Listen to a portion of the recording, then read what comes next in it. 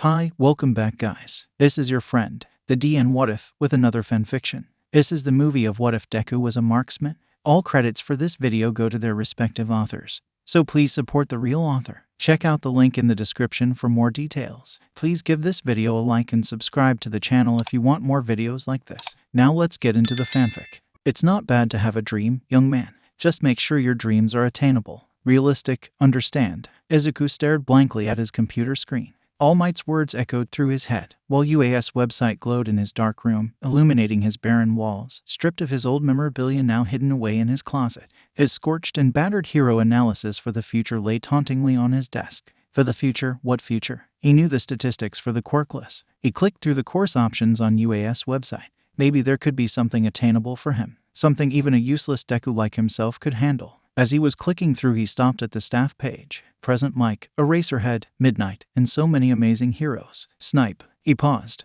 The marksman, gunsmith, a man modeled after the American Old West. Snipe could use a gun. Why couldn't he? Izuku had read many pre-quirk comics. Which one was it that didn't have any powers? Batman, wasn't it? What if he could make gadgets like the ones in the old comics, grappling hooks like Batman's, smoke grenades and stun bombs? Or even gadgets that could replicate quirks like Iron Man's suit. Quirk replication. Theoretically, it could be possible. Izuku looked at his hero analysis for the future. Maybe he did have a future. Maybe he didn't need a quirk to be a hero. There was one problem with his plan. Izuku needed to build gadgets to help him as a hero. The entrance exams were always biased, meant to weed out those with flashy and showy quirks good for daylight heroics. That's when he realized there was another option. Support course. They could teach him how to hone his skills of analysis into groundbreaking technology, something that could make up for his quirkless setback. Izuku needed gear to show for the support entrance exam. He thought again about Snipe and his quirk homing. Maybe he could recreate it with a gun. Homing missiles were already a thing. What about a smaller version, compacted into a single pistol? Izuku would need to experiment. The only downside was the strict regulations on firearms in Japan. There was no way he could get his hands on a gun, much less one he wanted to make even more deadly in the wrong hands. His train of thought was interrupted by the smell of katsuden. He pushed away from his desk, his hope rekindled to become a hero without a quirk. He could prove All Might wrong. No, he had to prove him wrong. Inko had always been a warrior. That was something that would just never change. She watched as Izuku came home scorched and dejected, his bright smile lost a long time ago. Inko knew her son was not all right. She knew he was struggling, but she didn't know how to help him.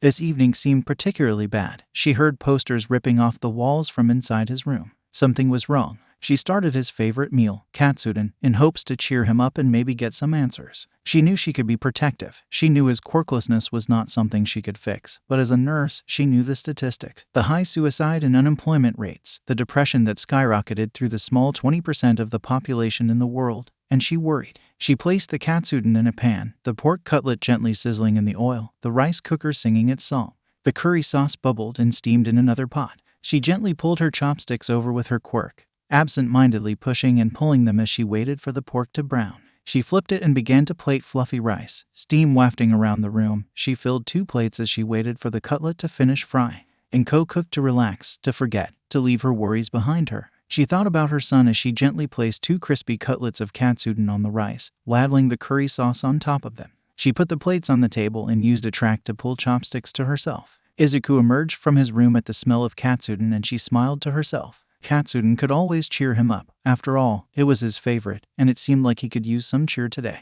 Izuku picked up his chopsticks, gently mixing the fluffy rice with crispy pork and curry. Mom, he paused, putting down his chopsticks and looking her in the eyes. I think I want to try for the support course at UA. Oh, that's wonderful, sweetheart. Inko smiled. I thought you wanted to go into heroics though. I realized it was unrealistic. Izuku was fighting off tears as he took another bite of katsuden to steady himself. I'd need to learn how to build my own gear though. Maybe I could learn online.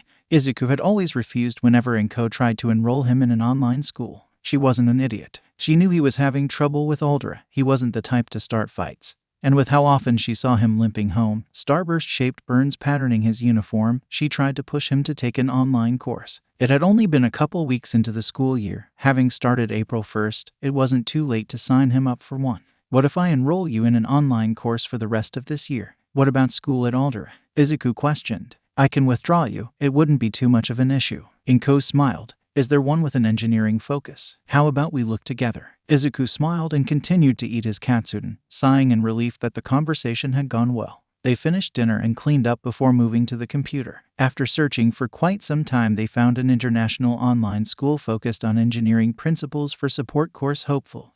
Izuku already was fluent in English since his father worked overseas in America, so he figured he could start some of the modules to catch up on the week he missed. The perk of online school was that everything was in modules, so it could be self-paced. Izuku started on English to gauge where he was. Everything was pretty easy. Izuku breezed through essays, grammar, and vocabulary to the point where there was nothing more to take. It was only around 9 p.m. Izuku was stunned. He finished the entire course, final and midterm included. He looked at his optional courses and looked at the fundamentals of computer-aided design, also known as CAD, completing the course in 3 days along with a coding course. Without in-person classes, he could zip through at his own pace, completing modules left and right. He learned how to use a 3D printer he ordered, using money from his limited edition All Might merch he sold, especially since they made a pretty penny on the right websites. Eventually, he needed to find parts that he couldn't just print. He still had about 9 months before the UA entrance exam, and his idea for the project was drawn out: a grappling gun with a switch change feature to become a homing bullet. He'd start with the grapple mechanism, a simple trigger function to launch a rope with a grapple end on it. All he needed now were the parts to build it. Izuku had been cleaning up Dagaba Beach, a once beautiful alcove that was transformed into a dump when the tide began to bring trash in. Scrap hunting was a good way to both exercise and find parts he could use. Scrambling up the mountains of trash to find circuit boards and scrap metal, Izuku shifted through the junk to find what he needed. The waves gently crashed along the beach. He heard a loud yelp and a crash. The metal beneath him began to slip as it toppled from side to side. Yelling in success as he grabbed a circuit board, the metal tower began to creak as he heard more yelling, and was that an explosion? Izuku leaped off of the quickly crumbling pile as a girl with pink hair bounded up to him. She stuck out her hand and said, "Hatsume, future owner of Hatsume Industries." Izuku Midori. Izuku began to stammer out before being interrupted by the young inventor. "I'm going to be in the UA support course. My babies will get me there, I know it," Hatsume said before huffing and mumbling, "as long as my jetpack doesn't explode again." "Oh, I'm going to try for UAS support course too," said Izuku. "We should totally build stuff together," Hatsume practically shouted. Izuku wondered if the blast he heard also blew out her eardrums. "Here's my number," she said as she shoved a slightly burnt piece of paper into Izuku's hands. "I look forward to seeing you," she smiled. Izuku just dumbly nodded, before shaking his head. Wait, but she was gone. Well, that was strange, he said to himself. He picked up his box of scrap and started walking back towards his apartment.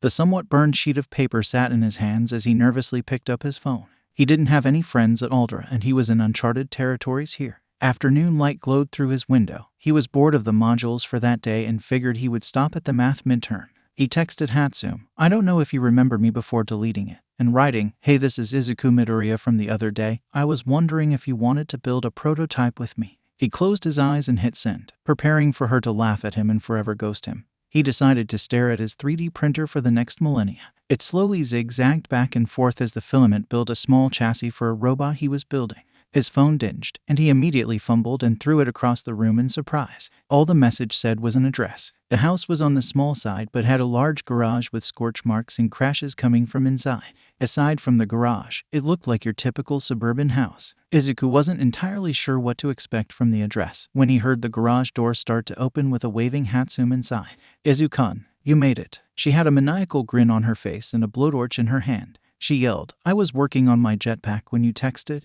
What did you want to work on?" Izuku looked around. Prototypes covered the walls, some more broken than the last, and the walls themselves looked a bit worse for wear. Scorches and dents littered the concrete. Izuku dramatically unraveled his grappling gun blueprint, and Hatsume grinned even wider. This was certainly going to be interesting. Izuku continued to go over to Hatsume's workshop, and his mom was simply glad he made a friend.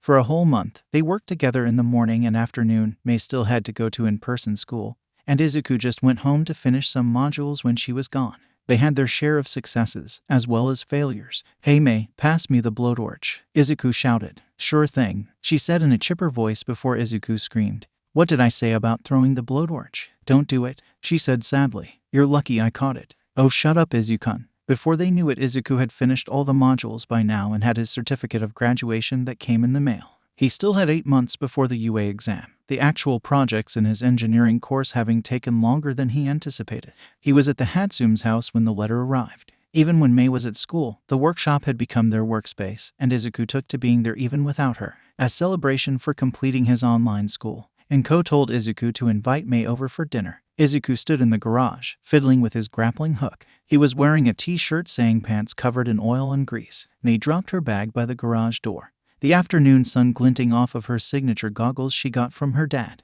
Would you like to come over to my place for dinner? We're having katsudon since I finished all of my online school, Izuku said with a bright smile. Mei dropped her wrench and ran over to hug Izuku. Oh my gosh, you finished, congratulations. I would love to come over, and Ko-sen makes the best katsudon. Later, while they were working on their respective projects, Mei pouted and said, I can't believe you're already done with school. I still have to go in. Well, we still have about 8 months before we have to show our babies to the UA staff, mumbled Izuku before he was poked out of thought with an Allen key. You're mumbling again, Izuku, teased Mei. The two friends kept working on their inventions for the next 8 months with varying success. Mei's jetpack finally worked, and Izuku made a grappling hook that let him scale his apartment with little issue and could even hold multiple tons while still retracting upwards. With every success and failure, the UA deadline grew closer and closer. The support course entrance exam was coming up quickly. The passing weeks were spent eating and sleeping in the shop, explosions and sweat filling the garage as the exam grew ever near. Metal clanked against plastic with the hiss of sparks from a soldering iron, a blue glow illuminating Mei's workspace. Izuku had a much smaller piece, a single bullet he was filling with microbugs. Goggles similar to Mei's covered his eyes, glinting green in the afternoon light.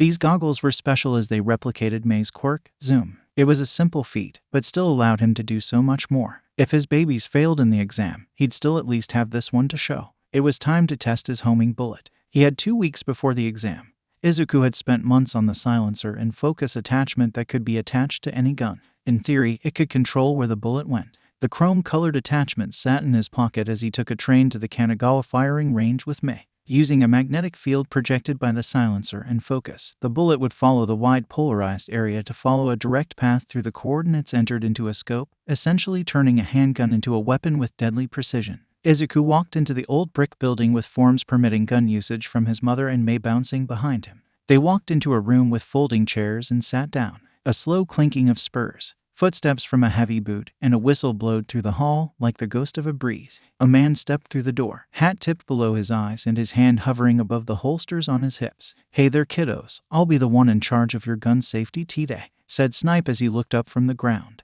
Izuku looked like he was about to faint when he said, You're the pro hero, Snipe. The marksman chuckled. Right you are, that's me. Now, on to how to use a pistol. Safety is the #1 most important thing when it comes to using a gun. Suddenly Izuku had a pen and his notebook out, furiously scribbling and muttering about gun laws and safety, and even Snipe looked scared. And now it seems you know an awful lot about gun safety and regulations here in Japan there, kid. Can I ask what your name is? Snipe asked. Izuku Midoriya, Izuku said with a bright smile. Snipe continued to talk about safety and precautions before using a firearm.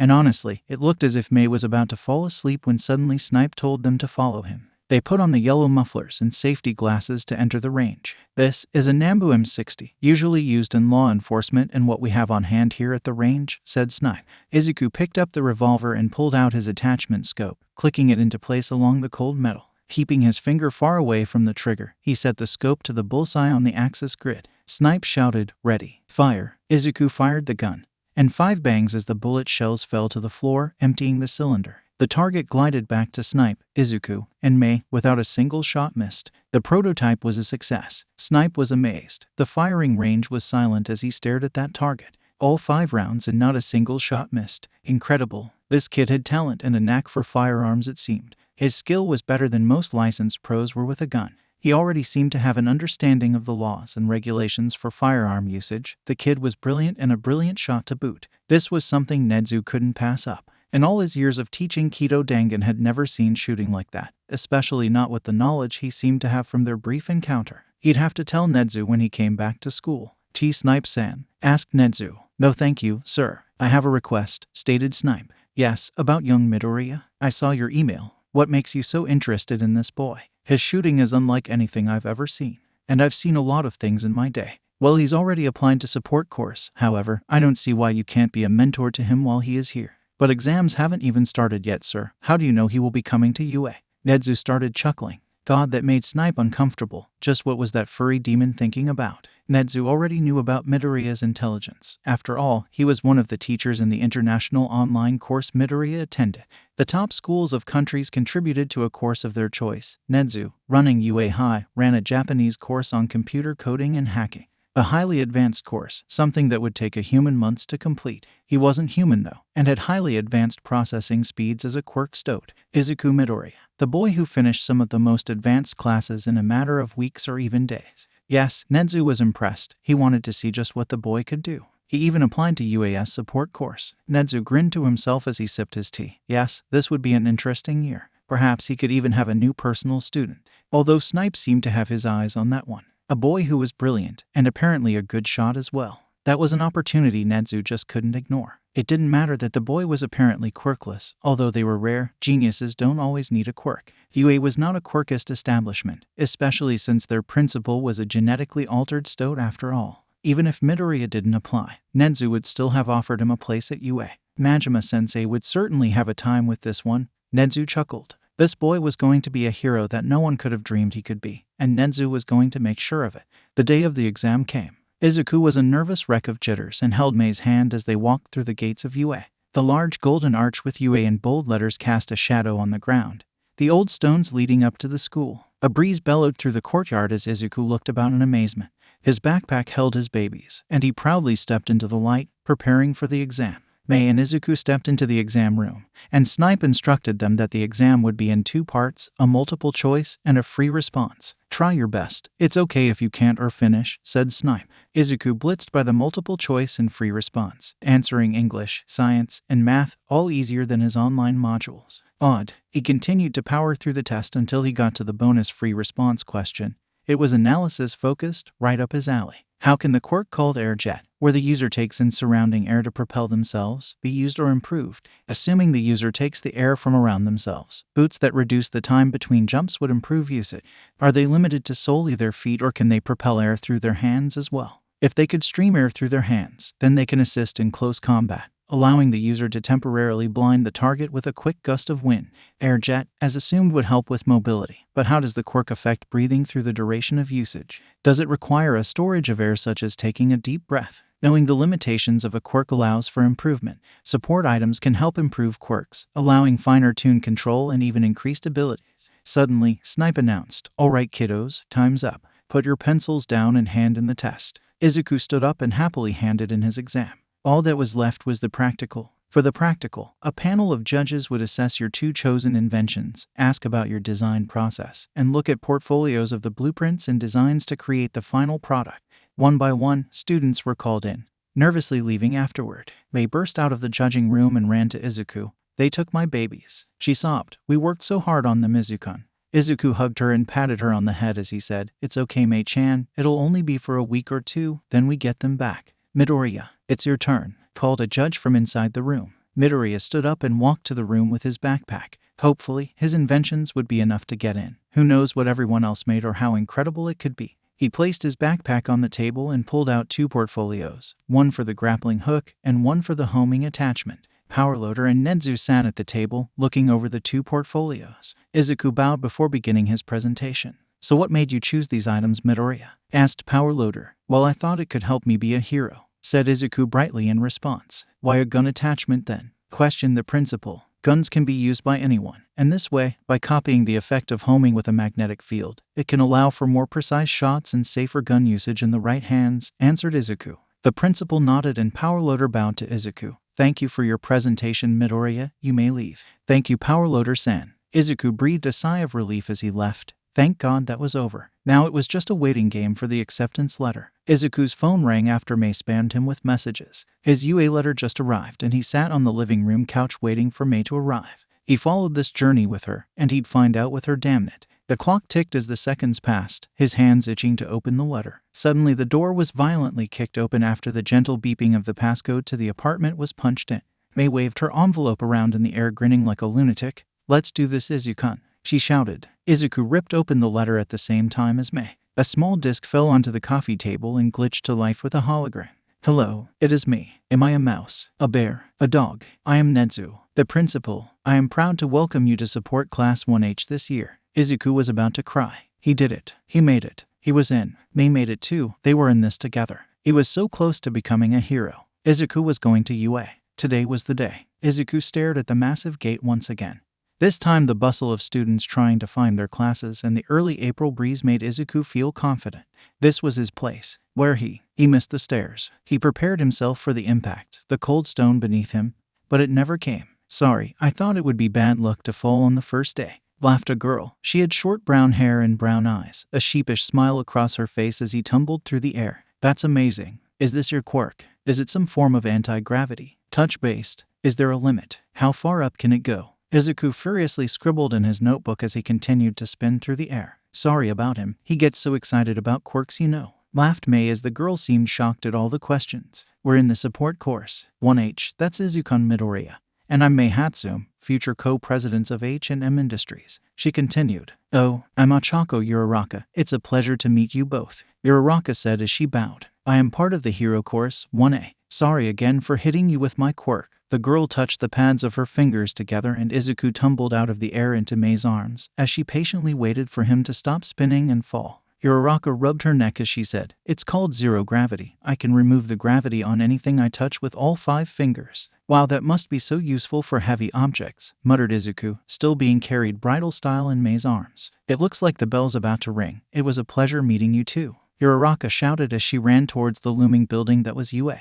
We should get going too, Izuku, said Mei as she dropped him unceremoniously on the ground and began to run towards the building. Race ya? Ugh, fine. That hurt, Izuku shot her a glare and huffed as he ran off toward the building after her. The door was massive, with 1H written in red print next to the door. The studio had tables with 2 seats to a table. It smelled vaguely of sawdust and lingering smoke, not unlike the Hatsume's garage. Pegboards lined the wall by the door, with various power tools and parts attached. A room in the back was separated by a glass wall and heavy-duty door with a sign saying, Machine Shop, don't forget your safety gear, as well as a crude drawing of Power Loader giving a thumbs up with clip art of earplugs and safety glasses stuck over the top of his hero costume. A list of requirements and safety checks hung on the steel door, as well as a keycard requirement to access. Inside there were water jets, mills, lathes, drill presses, vertical bandsaws, horizontal bandsaws, compound sanders, miter saws, omios, and a shopbot. Mei had a sadistic glint in her eye when she saw all the machinery.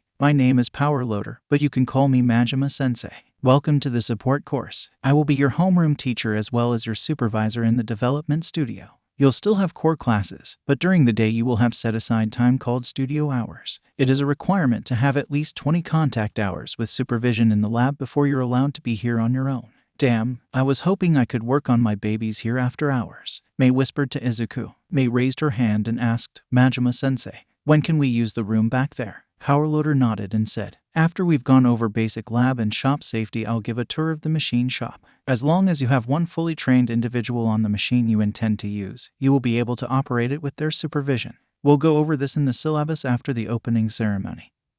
He glanced at the clock and continued, speaking of which, we should probably head out for the ceremony. You'll have some time to get to know each other afterward. Here to introduce the school year is our very own Principal Nezu. Can I hear a "Yee-ah"? Screamed Present Mike. A feeble yell echoed through the auditorium. Is that it? Mumbled Present Mike as he dejectedly left the podium. A small creature hopped onto the podium and began his speech. That's right. It's me, Nezu, the one who could be a dog or a mouse or a bear. But more importantly, I'm the principal. I'm looking forward to this wonderful year ahead of us with our talented staff here to give you the best education available. Izuku began to mumble. Nezu's intelligence is unmatched and there are so many pro heroes teaching here. So let's go above and beyond. Plus ultra, yelled the president, finishing his speech. Suddenly everyone was cheering and standing up. Izuku was still mumbling until Mei yanked him up with her. Izuku panicked. Did I miss the whole thing? Mei sighed. It was so dull, Izuku. I don't think you missed much. All right, 1H, follow me out of the auditorium single file. We're heading back to the lab. Boomed Power Loader above the commotion of UA students. Izuku noticed the empty seats by the hero course students. Where did they go? Nevertheless, he followed the rest of 1H back to the support labs. Majima-sensei handed out the syllabi for the support course and droned on about safety and regulations, as well as project outlines for the year. They looked like she was about to fall asleep and even Izuku's mind was starting to wander, thinking about different projects he could try. Majima-sensei cleared his throat. You can now get to know each other a little bit better since we'll be working together on different projects. It's good to know who's who in the lab, so take this time to learn more about your peers. Power Loader leaned back and put his legs up on his desk while he let the students shuffle around the classroom. A girl with black hair piped up. "What if we said our name and quirk?" "Sounds good to me," responded a boy with sandy blonde hair. "My name's Sunahako, and my quirk is called Sandbox. I can basically build anything I want out of sand and it will stay in its shape even if it's not wet. I know it's not super flashy, but it lets me make some cool stuff." The class politely clapped and went around a circle. The girl with black hair said, "My name's Keisoku Himo, and my quirk is measuring tape. It's fairly self-explanatory. I have a built-in measuring tape that comes from my wrist." Izuku shrunk back in his seat. He hadn't had to tell anyone he was quirkless in a long time. Mei knew, but even that was a major hurdle for him. It took him a month to tell her, only to find out she didn't care. The faint smell of sawdust grounded him, even though the air began to feel constricting. He reached for Mei's hand on instinct, hoping people would just ignore him. The class continued to circle with names and new faces. Izuku counted and it seemed he would be last to go. Maybe they could stall out the bell. "My name's Mahito Maki," whispered a small boy. "My quirk lets me summon a gray heron." "Don't listen to him though, he lies." "My name's Natusko Maki, and I'm his twin sister," said another girl proudly. "My quirk lets me talk to that gray heron. I can't summon him, but I can decipher what he says." Mei turned to Izuku and whispered, "You don't have to tell them your quirk status if you don't want to, Izuku." "Though I can do this," he tried to say, but words just were not working for him. He simply shook his head and gave a face of determination. "I'm Mei Hatsume, future co-president of H&M Industries with my friend Izuku. My quirk is Zoom. It lets me see up to 5 kilometers away," she announced, "and I can't wait to start making babies." The room fell deathly silent. You could hear a pin drop. Izuku was quick to recover and shouted, "She means inventions. She calls inventions her babies. I sometimes do it too, but she means inventions." Izuku sighed. "I guess that leaves me. Hi, I'm Izuku Midoriya, and I'm quirkless." He closed his eyes and prepared for the mocking laughs, evil eyes glaring at him and familiar explosions popping in the distance. However, everyone just blinked. One girl, Himo, was it, stood up and said, "Did you think we were going to treat you any different for being quirkless?" "Yes," Izuku nervously stuttered. "We all have weaker quirks ourselves. If anyone says anything negative about quirks, it isn't going to be any of us. We know to an extent how it feels to be lesser because of your quirk, and we won't judge you for it. We're at UA. That kind of behavior will not stand." Himo announced this defiantly. And Majima-sensei piped up from behind the circle saying, "UA has a no-tolerance bullying policy. If any of you have trouble because of your quirk, you can come to me or another member of the faculty for help." Thank you," Izuku yelled with tears in his eyes. "Great, you guys started the waterworks," said Mei as she rolled her eyes. The speaker system crackled to life. "Would Izuku Midoriya please report to the office? The principal would like to speak with you." Izuku got up from the table and nervously walked through the hallway with the 1H hall pass to Nezu's office. He opened the door to see Nezu sipping tea while Snipe sat by an empty seat. Nezu spoke up from his tea. "Glad you could join us, Midoriya. Would you like some tea?" Izuku responded, "Yes, please. Can I ask a question?" "But of course. Why am I here?" "Snipe and I have a proposition for you, Midoriya. Tell me, how would you like to be my personal student, as well as train heroics with Snipe-sensei here?" Izuku was shocked. Him, Nezu's personal student. Nezu was a genius, but why him? Not to mention Snipe wanting to mentor him. Snipe was a lone ranger, a marksman. It was part of his brand. Why would he choose him of all people to be his protege? Snipe broke Izuku out of his train of thought by waving his hand in front of his face. Snipe said worriedly, Midoriya. Nezu, sir, I think you broke him." Izuku shook his head with a look of determination and replied, "I accept." Nezu spoke, "Wonderful. I already have the logistics planned for you. Since you are fluent in English already, we can replace those classes with time for Snipe-san here, and I can handle your mathematics and history curriculum to take time for personal lessons with me." Izuku thought for a moment. "How do you know I am fluent in English?" "You said so on the online course you took, and finished difficult English modules in less than a day. Your parents also said so." "When do I start?" "As soon as possible. I have already let Majima-san know about the situation," said Nezu with a smile. Bakugo grit his teeth as he walked through the halls of UA. A familiar bush of green hair that almost looked like Deku practically bounced by. "Wait, Deku, that wasn't possible." He disappeared the same day Bakugo told him to take a swan dive off the roof and never came back to school. That was 10 months ago. There was no way the nerd was at UA. He thought the stupid Deku took his advice and gave up. He stalked towards the bobbing head of green, explosions popping in his hands, crackling to life with his rage. Did the nerd think he was better than him? Bakugo practically growled with anger, eyes narrowing as he came up behind Deku. "Oi, nerd. What are you doing at UA, you Deku?" Bakugo spat, anger pulsing through his mind. "Okay, Kaken, hi." Deku squeaked. Even his voice was annoying. Bakugo stormed up to Deku and grabbed him by his collar, slamming him into the wall. Explosions popped in his other hand, as a sadistic grin filled his face. "What did I tell you about applying to UA, you fucking nerd?" he yelled. His explosions crackled and popped in his hands as they grew closer to Deku's face. Bakugo shouted, "I'll kill you since you couldn't seem to do it yourself." Something wrapped around his wrist and body, restricting him as his explosions stopped. His yelling became muffled as a tired-looking man with floating black hair and glowing red eyes stared down Bakugo. Bakugo's eyes widened in fear. "Aizawa-sensei, the stupid hobo." Deku cowered in fear. Good. He should be scared, especially since he ignored him for 10 months. How did he get into UA? He wasn't even at Alder. It didn't matter. Bakugo was going to be number 1 and nothing would stop him, especially not a stupid Deku. Aizawa shouted, "Katsuki Bakugo, UA has a no-tolerance policy for bullying, and I have no tolerance for that type of behavior in my class. You are hereby expelled from the hero course and will attend Gen Ed. Go to Principal Nezu." Aizawa could hear muffled yells through the capture scarf. His red eyes glowed as he glared at the thrashing blonde. How did he get into the hero course with this kind of behavior? Hound Dog came to escort the boy, another one gone from the class. He would join Minta in Gen Ed, with a chance at the sports festival to rejoin the hero course if he wanted to.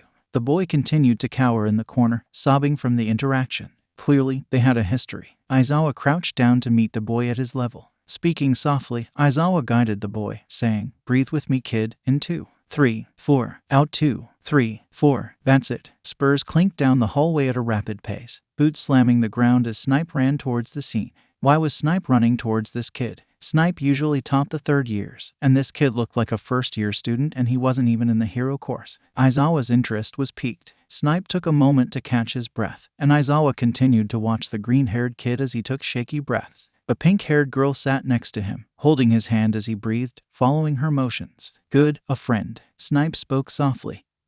"Hey there, kiddo, are you alright? Can I touch you?" "Who was that kid?" "Keikak-chan." It was barely a whisper. "Aizawa-san, did you know that kid?" Snipe said with a level of anger and authority Aizawa rarely heard. "Katsuki Bakugo, now a former member of Class 1A. I won't tolerate bullies in my class, you know this." Snipe-san said Aizawa. "This is Izuku Midoriya, my new protege. Izuku, this is Eraserhead, also known here as Aizawa-sensei. He teaches Class 1A in heroics," Snipe said to the now calmer Izuku. Snipe took a deep breath. "How about I teach you how to shoot tomorrow, kid? It's time for the 2 of you to head home though." Snipe was interrupted by Aizawa. "Don't worry, we'll handle Bakugo." Nezu was calmly sipping his tea when he heard Snipe's spurs clinking as he stomped to his office. Suddenly, Snipe burst through the door as he kicked it open. What in tarnation was going on? Why in God's good name were you letting a bully into the hero course? Snipe shouted. Bakugo had left for home, as he was placed in Class C of General Education, pending suspension. His violent actions could not be tolerated on UA campus, of course, especially not to Nezu's new student.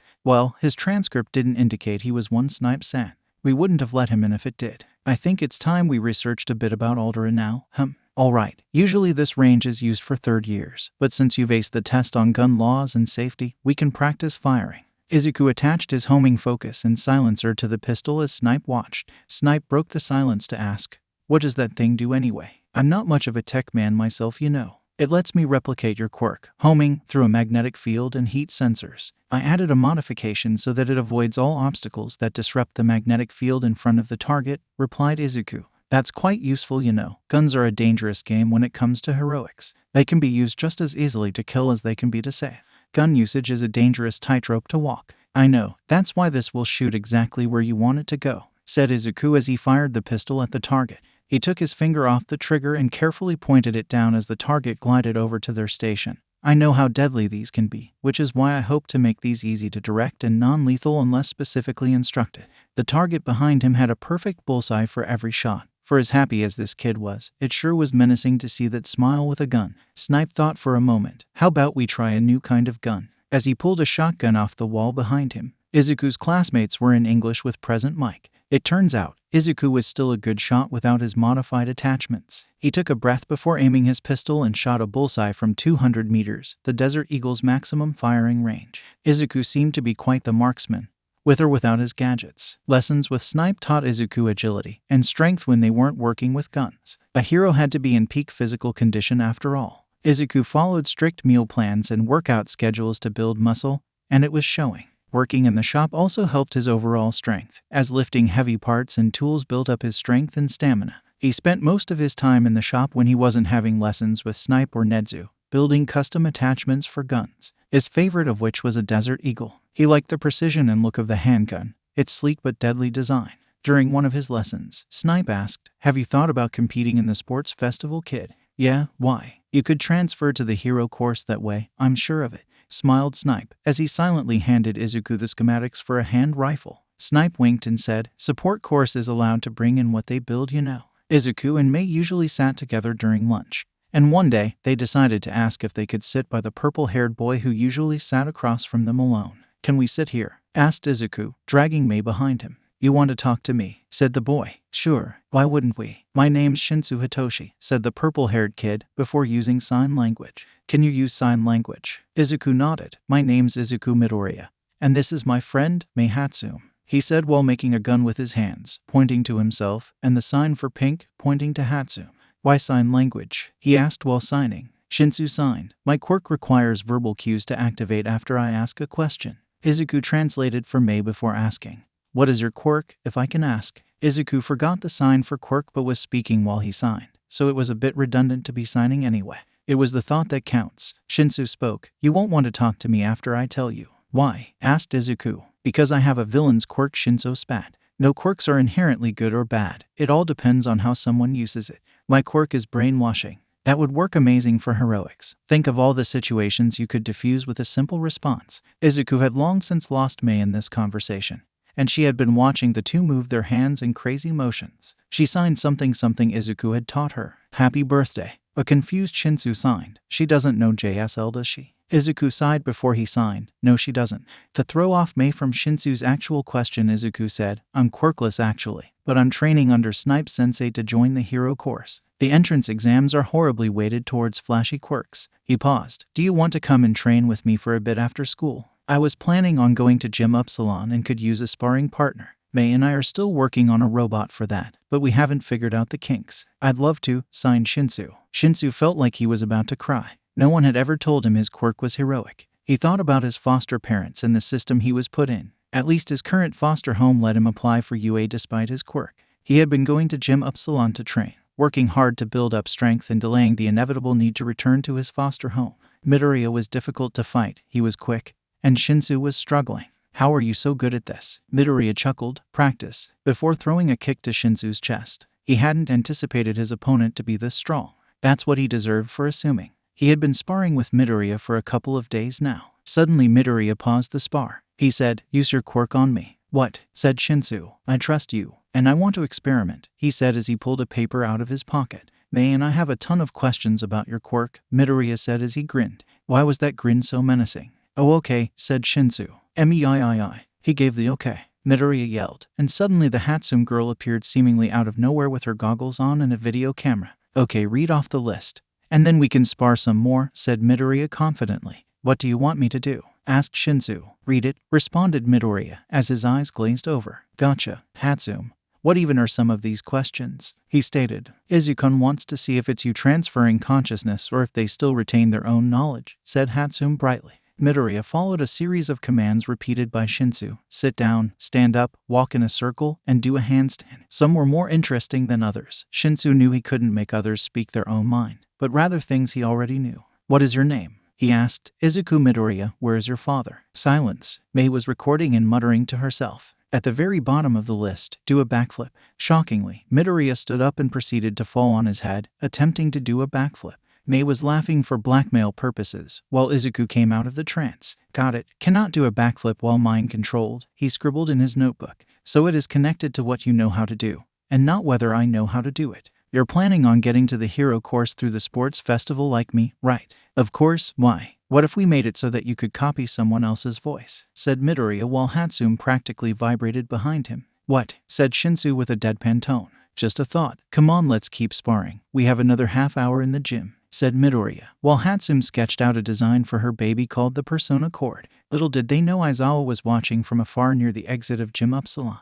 He had been watching Shinso's training sessions since he started doing them. The kid certainly had potential, and this sealed that fact. Aizawa decided then and there he was going to train the boy. Izuku's personal lessons with Nezu were interesting, to say the least. He was learning psychological manipulation tactics, how to tear down a reputation, and so much more. Nezu taught him about the importance of data and how to use it to his advantage. Izuku was sipping some barley tea, chatting with Nezu when he brought up a test. With a smile, Nezu said, "Midoriya, I want you to form a cohesive argument against something of your choosing and gain public support behind it." "Oh, okay. Can it be anything?" asked Izuku. "Well, preferably something that will be volatile as an article," said Nezu. "I want you to turn the public's opinion on it." "Well, you'd have to introduce it to them slowly," pondered Izuku. "Then as you build reputation, they'd be more likely to trust you." "Right, you are. That would be using the rhetorical triangle of ethos, logos, and pathos. They are key to building a persuasive argument. Ethos, logos, and pathos. Ethos, or reputation, is how your background strengthens an argument, nodded Nezu. "Like how people are more likely to believe a doctor about a health issue than a stranger in the street," said Izuku. "Exactly. Now, logos is the Aristotelian appeal for logic. When you speak about fact, people are more likely to believe you," continued Nezu. "The final one, pathos, is appealing to their emotions, making the reader feel a certain way from your argument is pathos, pulling at their heartstrings, if you will." Izuku nodded. "So if I think about these when I write my article, then people will be more likely to agree with what I say." "Yes." Izuku looked at his modified schematics again. He put his goggles back on and drew another line on the steel. The 3D printer was whirring in the background, printing out the grip for the pistol. Mei was working diligently next to him on a pair of hover soles. The two were working on gadgets to compete in the sports festival. Izuku was building his own modified Desert Eagle, while Mei was adding hover soles to aid her jetpack. Majima-sensei was walking around the room, checking on everyone's progress. Mei had already made so many different babies. It was incredible. So far, Izuku had made a stun gun with the schematics of a pump shotgun, and a utility belt to holster his weapons. The holsters were designed similarly to Snipe's but were a dark gray leather with green accents. They had finished the persona cords for Shinso almost immediately after they were suggested and hijacked him from class to test them out. The two of them had a reputation as the support gremlins, which Izuku thought was unfair. The real gremlin was Mei. Majima-sensei had warned present Mike-sensei beforehand as well. It wasn't their fault he forgot to send Shinso out on time. The invention had worked flawlessly, and since he was part of Gen Ed, he could use support items built by students in the course. Izuku was going to use his inventions during the festival, and was testing his new weapons out in the range. He used magazines of rubber bullets, as well as a gun with smoke pellets as the ammo. The shot stun, as he was calling it, could also be loaded with cartridges of Mei's design, one that left a trail of sleeper gas that then lit on fire when it hit contact, using the fun aspects of combustible materials. That cartridge tended to blow up a lot and make Majima-sensei shake his head in disappointment while they worked on it. Together, he and Mei had enough contact hours by the end of the first week, so they could now spend some time after school with Majima-sensei to work on their sports festival items. "Are you sure you want to use hydraulics for that?" asked Izuku. He was using the sander to shave the metal down for his pistol while Mei was searching for the largest hydraulics she could find to create a walking backpack. "Yeah, why?" asked Mei. "Well, hydraulics just take a long time to charge up the compressed air, and they tend to be unnecessarily complicated," said Izuku. Sparks were flying as he gently pushed it along the circular edge of the sander. The sparks illuminated his face with an orange glow, and his dark green hair was pulled back into a small ponytail to keep his hair from catching on fire or getting caught in the sander. As much as Izuku hated the ponytail, Majima-sensei wouldn't let him work without it. "Well, what's your suggestion?" said Mei, looking up from the box of hydraulics she had been digging through. "You're right though, but I can't think of a better way to get height quickly." Izuku pulled his piece of the sander, plunging it into a bucket of water he pulled nearby. The metal hissed and sputtered. Steam rose out of the bucket, making the room smell faintly metallic. Izuku turned to Mei as he walked over to the whiteboard that was in the room, to draw out ideas without leaving the metal shop. He drew a simple diagram of the legs she intended on using, and said, "Well, if you were to use a motor to spin downwards, you could make a nested arm, layering the stock inside each other, cutting out a section for a pin or magnet to stop at the place you want it to."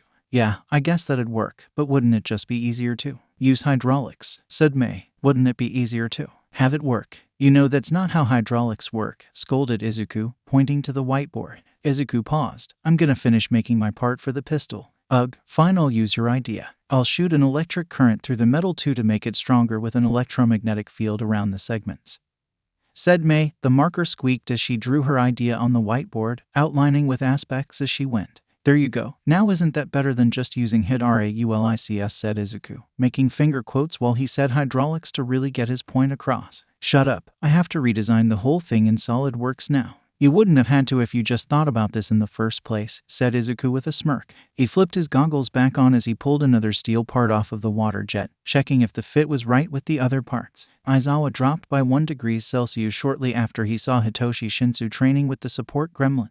Power Loader always had at least one kid who made explosions left and right, and would rave on and on about how they're a menace to society. But in actuality, those ones were always his favorites. Aizawa had his own fair share of problem children, although he typically didn't get too attached. Shinso was different though. He reminded Aizawa of himself. He had been working with him to open up, since he didn't talk to many people, and preferred to sign when he could. Aizawa knew JSL since his husband, Hisashi, was half-deaf because of his quirk. Overall, it was useful to know multiple forms of communication and was idiotic to refuse to learn. Aizawa took the time to personally train Shinso, improving his parkour skills, strength, and agility. He also made sure Shinso understood the importance of a support item. It can be the difference between life or death. Support items are there to help you, so it would be highly illogical to not use your resources, said Aizawa as Shinso donned his persona cords made for him by the support gremlin. Shinso had more potential than so many heroes he saw. The fact people tried to stop his path to being a hero only proved to Aizawa just how much drive the kid had. Shinso trained until his bones ached, his nose was bloodied, and Eraserhead continued to push him. He spoke until his voice was hoarse, something he wasn't allowed to do at home. It was freeing. Shinso never felt freedom like this before. He followed Aizawa's plans and strict teachings to a T, learning the ins and outs of heroics before he even joined the class. He would make Aizawa proud. Fuck his foster home. Fuck everyone who tried to crush his dreams. He would do this. He was going to win this festival. Snipe stood outside the scumbag school that was Alder Middle School. Snipe was fairly popular, being number 25 in the hero rankings. However, without his mask, he was Keto, and not many people recognized him. He walked into the building and was greeted by the principal. Keto walked into the building and was greeted by a short and squat man.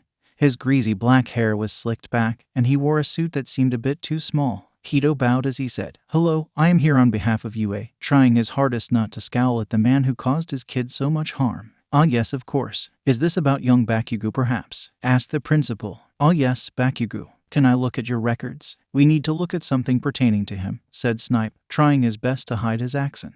Nezu had already looked through the records, and suspicious parts had been deleted, especially around Bakugo Katsuki. Footage was missing, timestamps would skip, and Bakugo would walk up to Midoriya and suddenly disappear as the footage cut out, to reappear after he was gone and Midoriya was curled in on himself covered in burns. It sickened him, to say the least. How could they just allow this type of behavior? Snipe's mission was to go in, extract a hard drive with all the files, and get out. They were going to take Alder down quicker than you could say, Jack Robinson. The principal smiled and led Keto down the hallway. A picture of Bakugo hung proudly on the wall, with a plaque saying, "Graduate of Alder Junior High, student of UA." To say it sickened Snipe would put it lightly. Snipe was broken out of thought when the principal spoke. "I'm glad that quirkless brat left. He always did try to bring down Bakugo, starting fights and whatnot." Was he referring to Midoriya? Oh, it was on. He was going to light this place up as soon as Nezu gave the okay. "Here's my office," said the principal with a smile. "I've got to do a performance check on the teachers with the school board. Unfortunately, I'll be back in a moment." Snipe bowed. Nezu scheduled the performance check through a series of hacked emails from a higher-up, giving Snipe roughly 30 minutes to get the information and get out of the office. There was so much data on that old desktop. Entire files of the deleted footage, kept in locked folders. Everything was downloading smoothly. This would be a surefire way to get Alder closed. Snipe pulled the flash drive out and shut off the desktop. It was like he was never there. He walked out of the building with a smirk as he tossed the flash drive in his palm. He pressed a small button on his ear. "I've got it, sir." Aizawa awoke to the slow beeping of a monitor, the rush of doctors, and his husband walking by him, reassuring him, before it all went black again. The hulking figure haunted his nightmares, the blood-soaked fist beating down on him, the feeling of his face smashing into the dirt, grime and blood smearing into a disgusting pool, feeling the throbbing of his eyes as he stared down the beast. The beat creature with its disgusting grin, its eyes filled with malice and insanity, had nothing left in its exposed brain but a husk of a former being. Something fueled by rage was behind those empty eyes. Its mutilated body with blackened and dead skin hanging off of its bones continued to writhe beneath Aizawa's glare. Searing pain shot through Aizawa's body, the pain of broken bones and fractured limbs, the pain of failing his students who had to watch, students who were brought into this battle purely because of All Might's hubris. Oh, how Aizawa hated that man, number one hero or not. He awoke again to darkness before he was snapped back to that moment. raspy laughing of the leader, going on about the NPCs, his laughing following the feeling of disintegration. Aizawa felt his skin begin to flake away, skin becoming muscle, and muscle becoming bone. Pain seared through his elbow as he tried to tear himself away from the man who continued to laugh at his pain, laugh at his suffering, laugh as if this was some sick joke, and Aizawa felt his world go black again. The blackness turned to purple smoke, void becoming eyes, glowing yellow eyes as the darkness stared back at him. He heard the slow beep of a flatline, the pleads of his husband, and he glared at that smoke, the void, the thing that took away all his hope, scattering his students. His students, were they all right? What happened after the attack? Was that thing, the monster, the creature the rasping man called a Namu, did it get to them like it did to him? The void continued to stare, yellow eyes evaporating into the fog as the army of villains stepped out of it once again. Hand-covered bloodshot eyes stared at him now, stared at him like he stared down so many villains. Blinking would be his downfall. The smoke covered his eyes, returning him to darkness as it coated his body. It was constricting. The feeling tightened around his limbs, and he was returned to another day, one he could never forget. The rain fell heavy on his shoulders, returning him to an oath he would never forget. I couldn't save you. I'm sorry. I have to be better so I can do something if this happens again. Aizawa stood surrounded by darkness. The only difference was a grave sat before his feet. Aburo Shirakumo. It was his fault. Aizawa had done nothing while his friend was murdered. Shirakumo had been so bright and had so much potential, only for it all to be wasted when he died at the hands of that man. The funeral had been closed casket. Aizawa remembered the stifling smell of the funeral, the cool rain beating down as if his tears weren't enough for his lost friend. Suddenly the ground rumbled, hands of the monster pulling itself out of Shirakumo's grave, the skeleton of his friend crushed in its hands. The skull turned towards Aizawa. You failed again, Eraserhead. The Namu crushed the skull, sending fragments of it flying into the darkness. Aizawa tried to use his quirk, tried to glare and erase its power, but it wouldn't activate. All that came to his mind wasn't his throbbing eyes, but the lifeless Shirakumo he held in his arms. The Namu continued to stalk towards him, bulging eyes filled with rage, its hulking figure becoming massive in the dark dreamscape. It grabbed Aizawa by the head, smashing him into the grave where Shirakumo once lay, the feeling of dirt and blood filling his mouth as the coffin closed above him. He tried to kick it open, but all he saw was Shirakumo's cold and lifeless body bleeding out before him. He kicked it again, fighting back tears when he saw Hazashi, cold and lifeless beside him in the coffin. His hair was spiked up, but his face began to melt, revealing an empty, lifeless skull. The skull turned to him and spoke, Shouta. Shouta, come back to me, please. Please, Shouta, you can do this. The smell of clean bandages, the return of a heart monitor, and darkness greeted him as he tried to sit up. Izuku ran through ground beta, a retractable shield covering his back as he sprinted through the streets of the city. He and Shinso were training for the big day. Aizawa had been in the hospital for a week, but the sports festival was still going to happen. Snipe had allowed for some joint lessons with Shinso, so he could keep up his training while Aizawa was recovering. Izuku pointed his pistol towards the faint purple he saw around the corner, paintballs splattering the wall as the figure ducked behind it. The high walls of the fake cityscape blotted out the sun as Izuku ran down a tight alleyway to find a fire escape. He clambered up the ladders, a tangle of metal and concrete, as he made his way up the side of the building.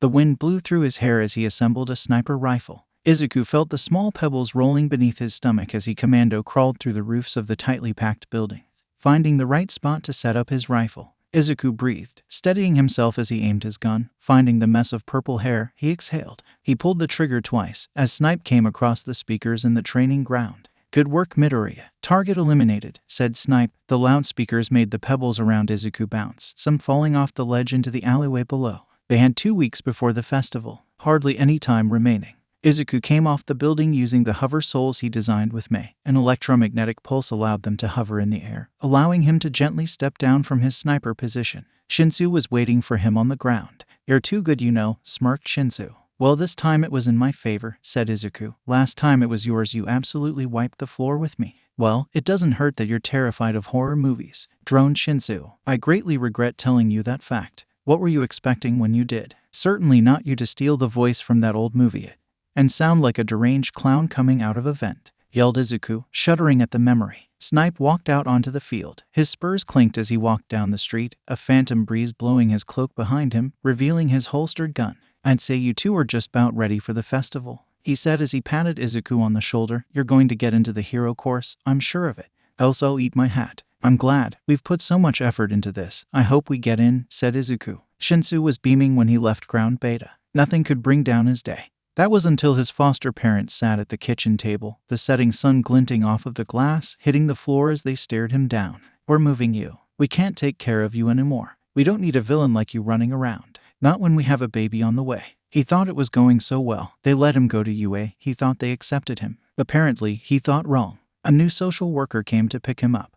The old feeling of cool metal strapped around his face, constricting, debilitating. He felt his breath hitch. Now was not the time to cry. Shinso picked up his small bag. It had only the necessities and his persona cords. He was shoved into the car. Tears prickled the corners of his eyes. Someone would find him. They had to. Everything was dark. The room he was put in was cold and unforgiving as darkness clawed at his face. The cold metal around his mouth was his persona cords. As long as he didn't think of it as the muzzle that chafed at his neck, it would be fine. Someone would find him. Mei, Izuku, Aizawa-sensei, anybody. Hisashi had a long week. His husband was in the hospital, and his husband's favorite kid had been missing for 2 days. No note, nothing, not a single trace. He certainly wasn't expecting Snipe-san and some green-haired kid, Midoriya was it, to burst into his office claiming they knew where Shinso was. Midoriya was going off about moving him to a new place, and how he hadn't answered his phone for the past 2 days. All he had was a message, help. The support gremlins had found his location through a small tracking device in his persona cords, a way to keep track of their invention.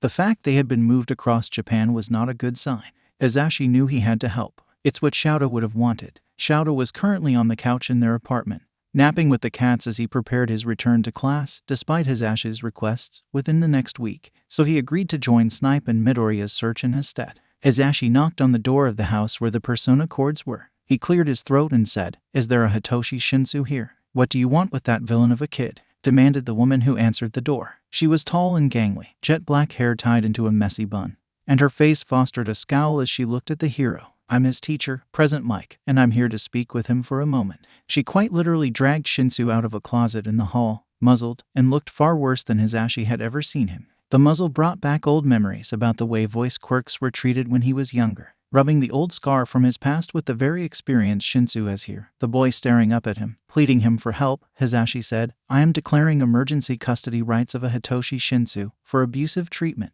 He pulled Shinso up and stormed out the door, refusing to listen to a single word out of that woman's mouth. Shouda called Tsukachi, "I'm using emergency custody rights for your purple problem child. Also, do you know where the old muzzle lock pick is? Is this why you're coming home late?" His husband responded groggily, "I mean, yeah, I'll get it out. You mean Shinso? What happened? I'll tell you when we get back." Shinso was safe. Hisashi and Shouda would never let him get hurt like that again. "Do you like cats?" asked Hisashi. Shinso nodded, rubbing at the muzzle when he did. "I'm sorry, kiddo. I promise we'll get that off as soon as we can, but it'll be a bit of a car ride before we can do it without hurting you more." Hisashi felt like he was going to cry. People still did this. Shinso didn't deserve this. "We've got 3 cats. The all-black one is Bastard. Shouda named that one. She likes to be a jerk, so don't mind her if she doesn't like you. The tortoiseshell is Prima Donna for her attitude.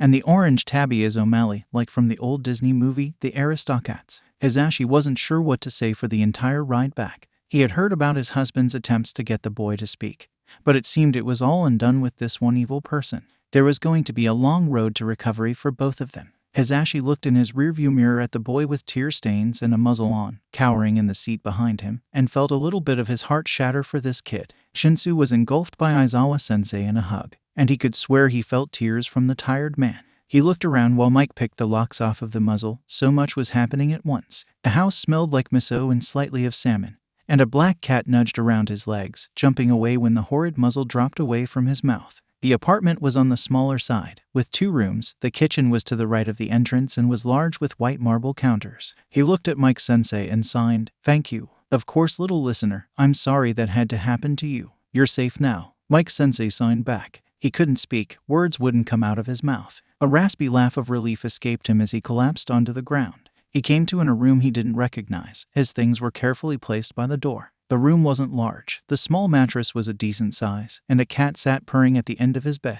Right, he was in Mike Sensei's house. He heard a gentle rap on the door as Aizawa Sensei opened it, peeking his head through and said, "Hey kid, how are you feeling?" He had a concerned look in his eyes, and Shinso could hear the soft sizzle of something in the kitchen. How long had he been out for? "I am okay," he said as his voice wavered, reaching up to feel where the muzzle had been. The ghost of that feeling wrapped around his face. He wanted to scream, cry, anything, when suddenly Aizawa was beside the bed, holding his hand. "I want you to breathe with me." "Okay, copy my breathing." Aizawa began to slowly breathe, letting his chest rise and fall with the motion. Shinso felt calmer. We won't let any of this happen to you again, I promise. Shinso lived with Aizawa and trained with him until the sports festival. He returned to school after a couple of days when both he and Aizawa returned to class. They both needed some time to recover after all. Izuku stood nervously within the crowd, reaching for Mei like he always did. Hitoshi was over by Gen Ed as midnight took the stage. It was time for the sports festival to begin. A girl with a high ponytail took the stage,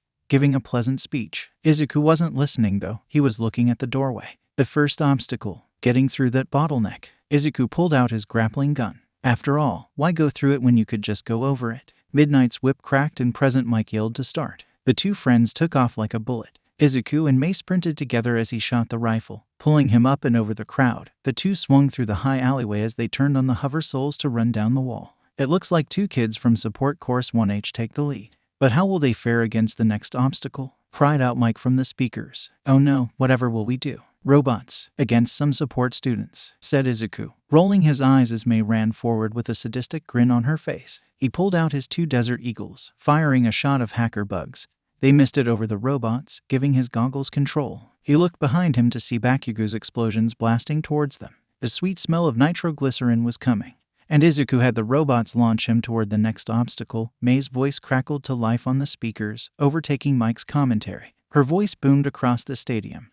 These beautiful babies you just saw were the grappling gun, hover souls, hacker bullet, and a custom Desert Eagle. All of these were made by none other than Izuku Midoriya and yours truly, Mei Hatsume. To all you investors in the crowd, that's IZUKUMIDORIYA and MEIHATSUME, future co-presidents of H&M Industries. She took my mic. I'm not Mike anymore. Am I just present? Screamed Present Mike into the speakers when Hatsume resumed his access. Izuku laughed, sprinting until he came to a harsh cliff. Bakugo went flying above his head, shouting a multitude of curses. The gravel fell into the deep chasm below, smoke and dust filling the air around him. He pulled out his grapple gun, shooting it across the chasm, and he jumped. The air whooshed by his ears as he flew through the air, the grapple retracting him towards the rock in front of him. He saw Hitoshi running along the tightropes as if it were solid ground, and Izuku continued to swing about the rocky terrain. He pulled himself up and looked around. A minefield. Who sanctioned this? Izuku had a horrible idea. Explosions didn't scare him anymore, and Bakugo was racing across the field.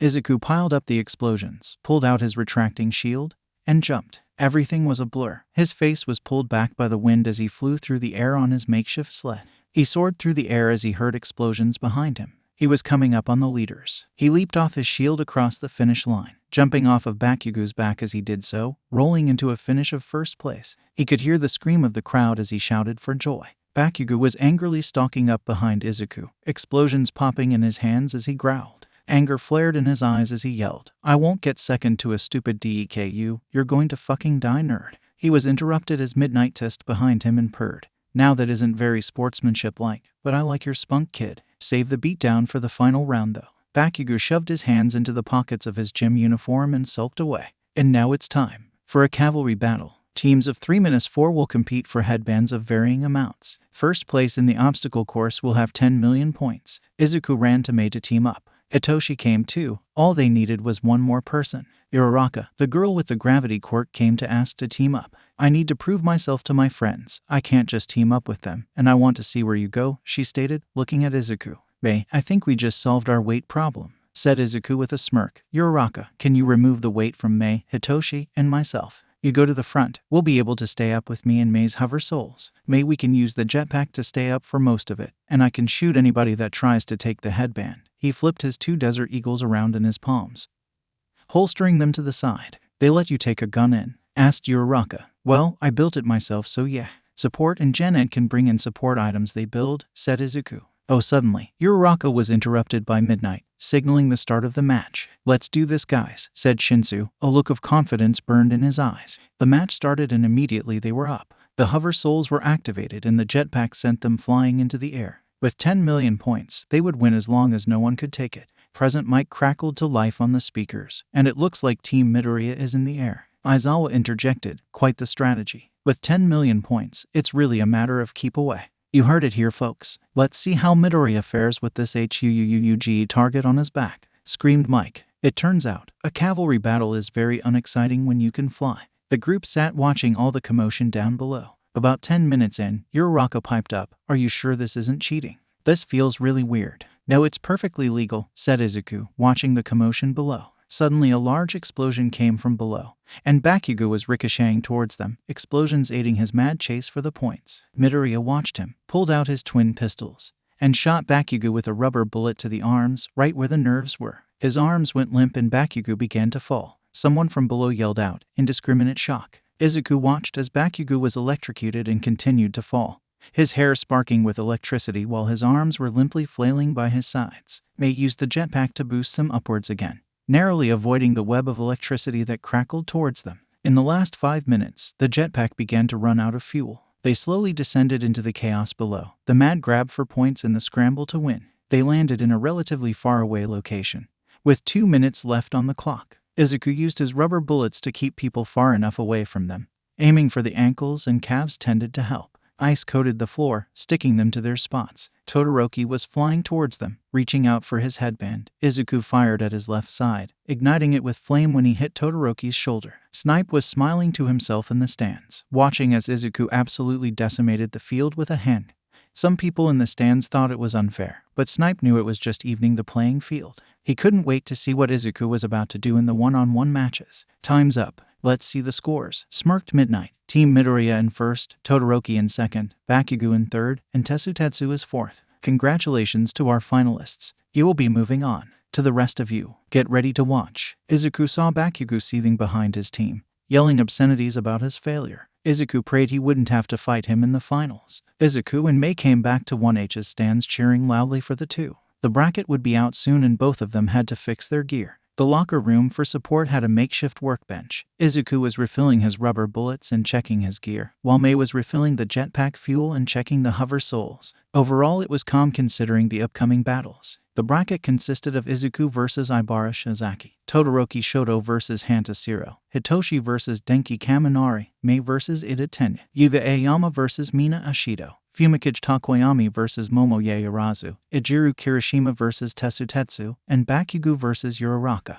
This was certainly going to be interesting. It was the first match. Izuku waited for the countdown to end, the words blurring with the crowd as he zeroed in on his target. Shizaki had a plant-based quirk, and if he used one shot of his flame-based bullet from the shot stun, he could end this easily. He prepared to reach behind him, fingers ticking towards the trigger of his shotgun. He heard Present Mike yell, "Go!" and immediately he pulled out the pump shotgun, locked and loaded onto the clambering vines, launching the flames directly at Shizaki. Her hair lit aflame like a burning pyre, orange tendrils licking up her body as she screamed, running off the field. The speakers boomed, and Shizaki is off the field. Izuku Midoriya proceeds to the next match. Izuku felt bad and went to see Shizaki in the infirmary before he went to watch the next match. She was lying in the bed, and Recovery Girl gave him the okay to come in. The flames weren't terribly hot, only gave her some minor burns. "You should be careful though next time. Guns are dangerous things." He apologized to Shizaki and left the infirmary to rejoin 1H in the stands. Welcome to the second match. On one side we have Hanta Shiro, a member of 1A and prepared to stick it to the man.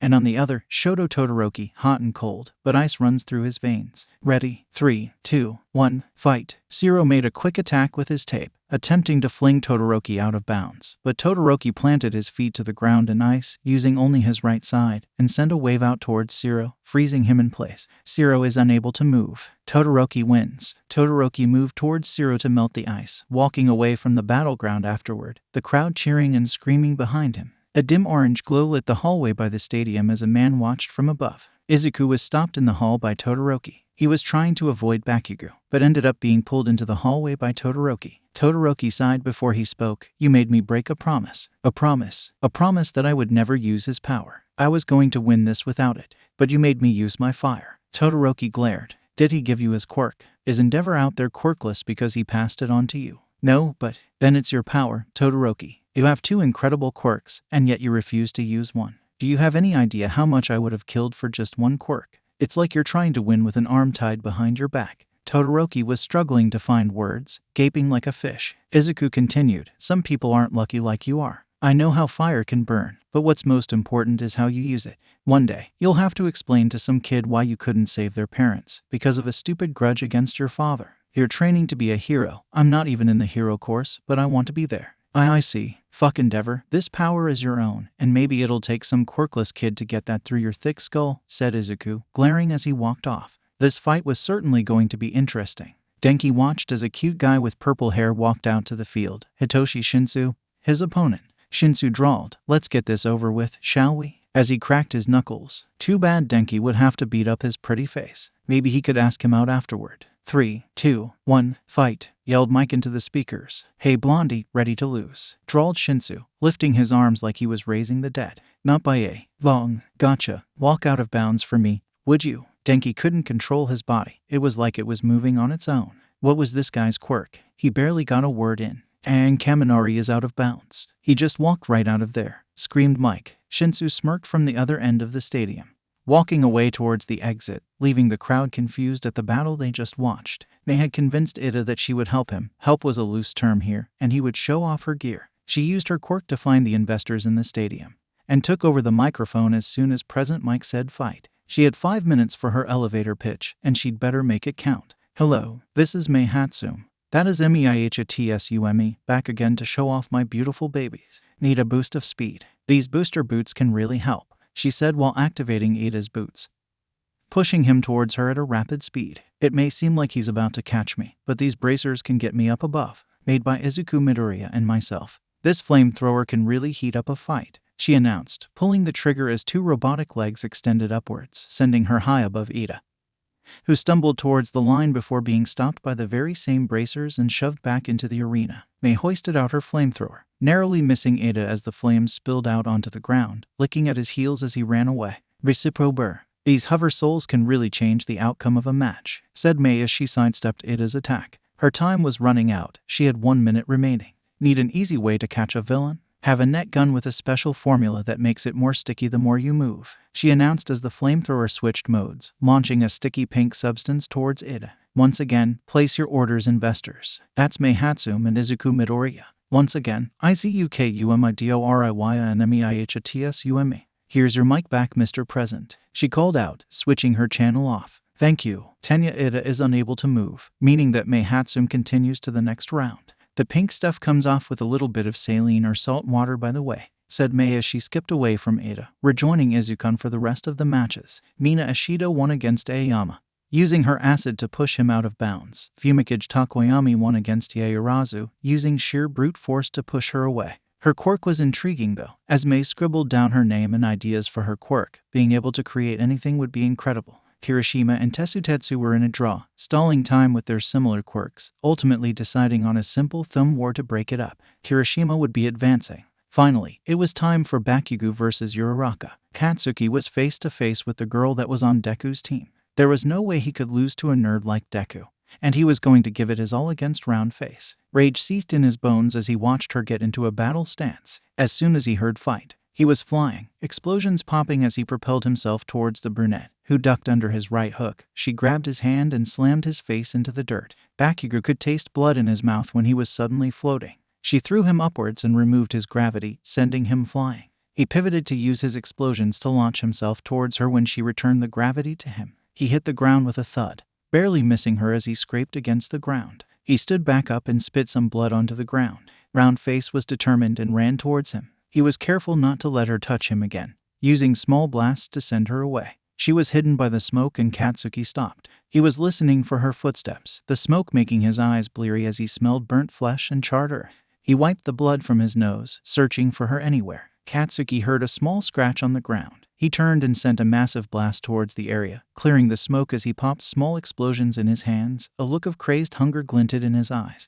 The smoke cleared to reveal Round Face standing by a crater. Before saying something, Katsuki couldn't make out what she said, but he looked up to see all of the debris flying toward him. Her final move. Too bad it wouldn't be enough. He smirked and sent a full blast towards the sky, his wrists aching from overuse, sending the debris flying through the sky, raining down around him. Round Face collapsed. That was it. That was all of the fight. Didn't she give it her all? What kind of bullshit was this? He was dragged off the stadium while Round Face was treated by an old hag. Whatever, he'd have another chance. It was time to start the quarterfinals. Izuku walked out to the stadium, the crowd's muffled cheering as he was announced. A dark horse from 1H, the marksman, the fighter Izuku Midoriya, Todoroki entered, holding a grim look as he was announced. So cold his glare will make you freeze, Shodo Todoroki. Clapping and cheering filled the stadium as Izuku waited for the cue to go, his hands itching to grab his pistols. Focus, he breathed, a deep breath while the countdown continued. 3, 2, 1, he jumped, tucking himself into a roll as a giant path of ice swept behind him. Running around Todoroki in a circle, encasing the two in a ring of ice, he watched Todoroki begin to frost over, the chill over the field biting through Izuku's clothes. He pulled out his pistols, launching rubber bullets at Todoroki. He had to save his ammo for the bigger battles. Maybe he could stall out Todoroki, make him freeze, thereby winning the match. Midoriya continued to circle, avoiding shards of ice shot from the center. The two were starting to slow down. Use your fire, shouted Izuku. If he could get high enough and have him use the flame, the icy temperatures would cause a massive explosion. What? Breathed Todoroki, before a bullet shot his left, igniting it in the arena with flames. Izuku activated the hover souls just in time, sprinting into the air on invisible platforms as Todoroki exploded the arena below. Todoroki is unconscious. He is unable to battle. Midoriya wins. Midoriya left the stadium victorious and went to the 1H stands to watch the rest of the battles. Takoyami fought Ashido, overwhelming his opponent in seconds as Dark Shadow viciously clawed at Ashido from afar, making her cross the back line. The crowd clapped as Takoyami was deemed the victor. Mei and Hitoshi walked to the battlefield as Mike announced them. Who will win? The sprightly inventor, Mei Hatsume, or the mystery wrapped in enigma, Hitoshi Shinso? 3, 2, 1, fight. Mei and Hitoshi stared at each other for a moment before Mei promptly turned around and walked off the stage. Mike announced, there you have it. A silent win for Shinso Hitoshi. Izuku wondered how he would fight darkness. Could he hit it with a bullet? Maybe the light was its weakness. He would have to figure it out. Katsuki stepped out onto the field again, the crowd cheering and clapping as he stood, ready to face Kirishima. Kirishima waited for the cheering to die down slightly when he spoke. Listen man, I know I'm probably not going to win, but you look like you really need someone to beat up. I can take it, you know, hardened skin and all. I'll give it my all. But you need to know that even if you don't win, you're still important. Katsuki grit his teeth, leaning forward onto his toes. He prepared his sore wrists for the impact of his explosion. Fight. He went flying towards Kirishima, explosions popping and bursting. Kirishima simply hardened his body, preparing for the impact, hit after hit. He continued to be pushed back. Katsuki continued to throw explosions, his wrists aching as his shoes dug into the dirt, surging forward with each blast. You've won bro, you're done, said Kirishima calmly, his feet having crossed the line from Katsuki's onslaught. Katsuki was hunched over. He was going to be better than that stupid Deku.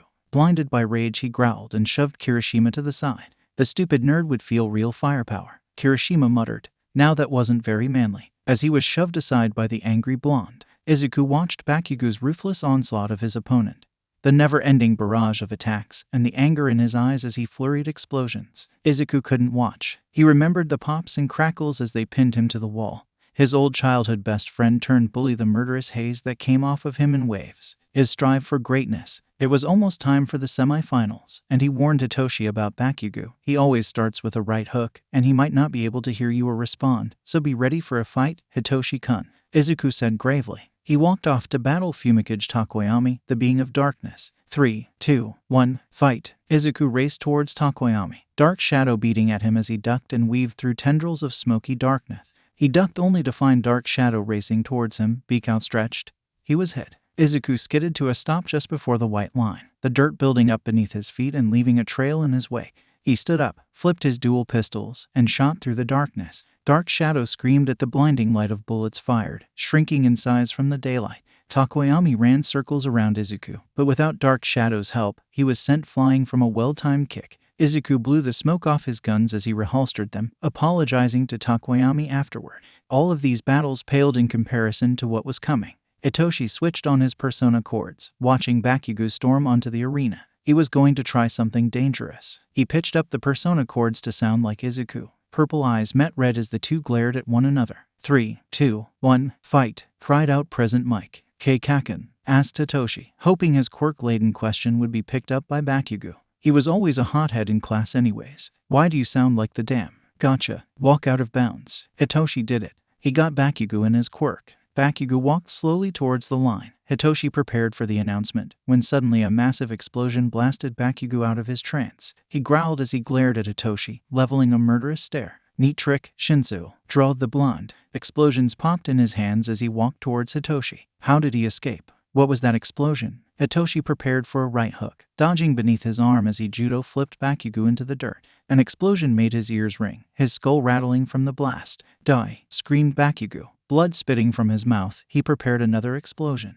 Hitoshi ducked backwards to flip away, his face getting scratched by the ground that fractured by the explosion. Bakugo continued to scream and throw blasts at Hitoshi, who continued to try to dodge. An explosion hit his persona cords, sending fragments digging into his face and scattering across the arena. The sheer force of it sent him sprawling. Bakugo stood above him, hand above Hitoshi's face, preparing for another one. Why would you be friends with a stupid Deku? Questioned Bakugo. Why do you want to know? Asked Hitoshi, hoping for a response. Hitoshi didn't even let him fully answer before he took control. Bakugo fought hard, slamming his mental state against Hitoshi for control. His body was still. His mind was fighting hard at that. Hitoshi had his eyes closed. His nose had started to bleed. He could taste it. He had to focus on Bakugo. Walk towards Everything went dark. Hitoshi came to in the nurse's office. Recovery girl clicking away at her computer while Izuku sat next to him. Recovery girl looked over and handed him a gummy while she said, "Sit back down now, Shinso. You had multiple third-degree burns as well as a concussion.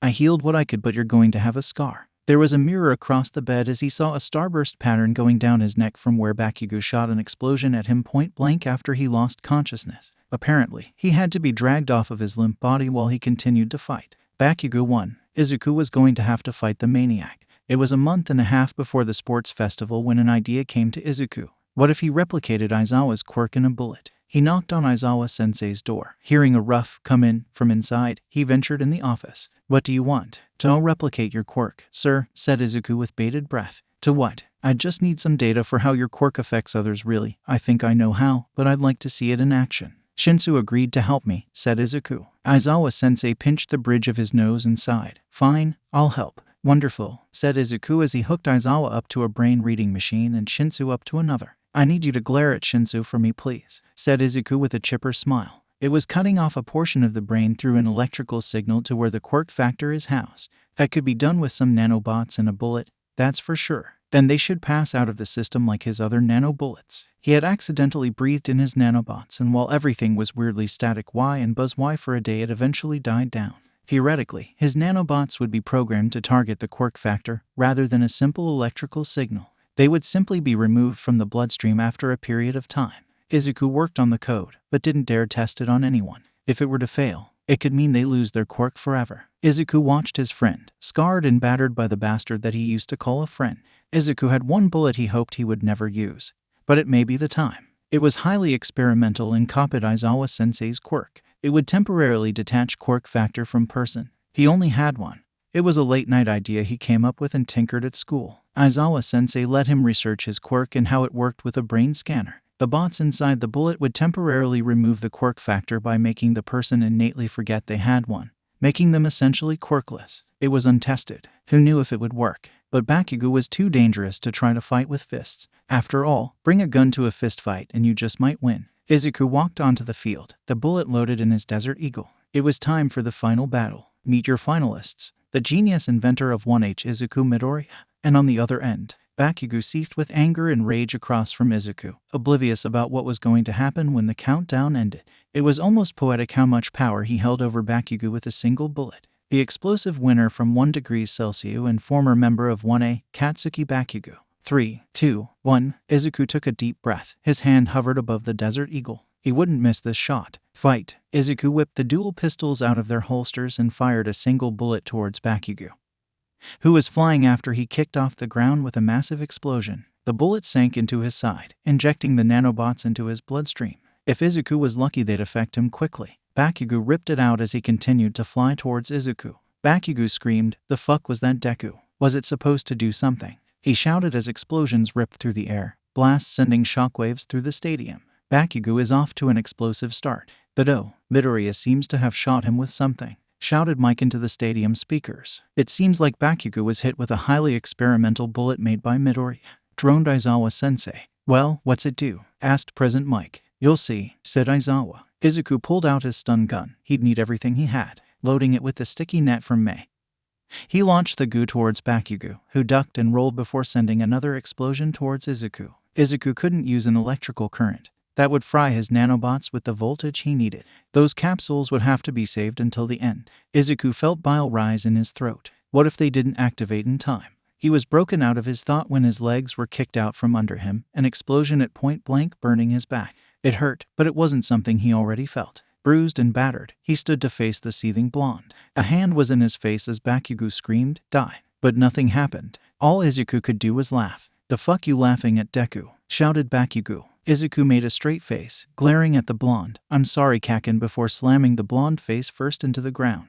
His back screamed in agony, but it felt good to get back at Bakugo. "The fuck did you do to me?" asked Bakugo, still trying to fire explosions in his hands to no avail. "I removed your quirk." "It seems like Bakugo is all out of explosions," yelled Present Mike. "That's the bullet acting," said Aizawa. "It replicates my quirk." Bakugo stood there dumbfounded, his hands refusing to crackle as he tackled Izuku, punching over and over again. Izuku's back burned and his head throbbed. Even without a quirk, he still couldn't beat Bakugo. Izuku felt another punch to his head when everything went black. People were booing as he stood victorious over the bloodied Deku, proving his might. But Katsuki didn't win. He watched as Deku was dragged off the field. Recovery girl told him she didn't know how to cure him. The only person that did, he knocked unconscious. How could he win without a quirk? Without his quirk, he was just useless. Katsuki was chained to the first place podium, writhing in anger as Deku took the second place medal, with Eyebags getting third with Takoyami. All Might was handing out medals, and he swore he saw Deku scowl at the man. Katsuki wouldn't accept his medal. He didn't deserve it.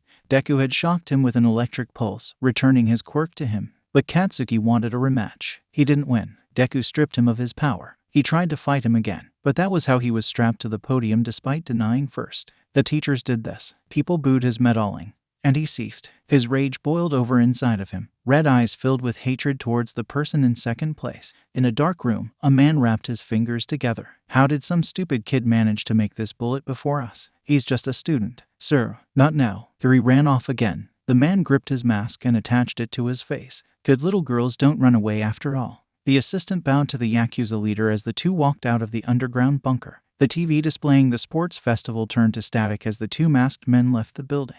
It was time to return a little girl to her daddy. "As our first place winner, you have the choice to rejoin the hero course, if Hound Dog deems you fit through anger management and therapy sessions. The HPSC demands that I give you access to this offer if we offer Midoriya or Shinso those positions," said Nezu calmly. The HPSC had forced his hand in this deal, but they didn't dictate his requirements for it.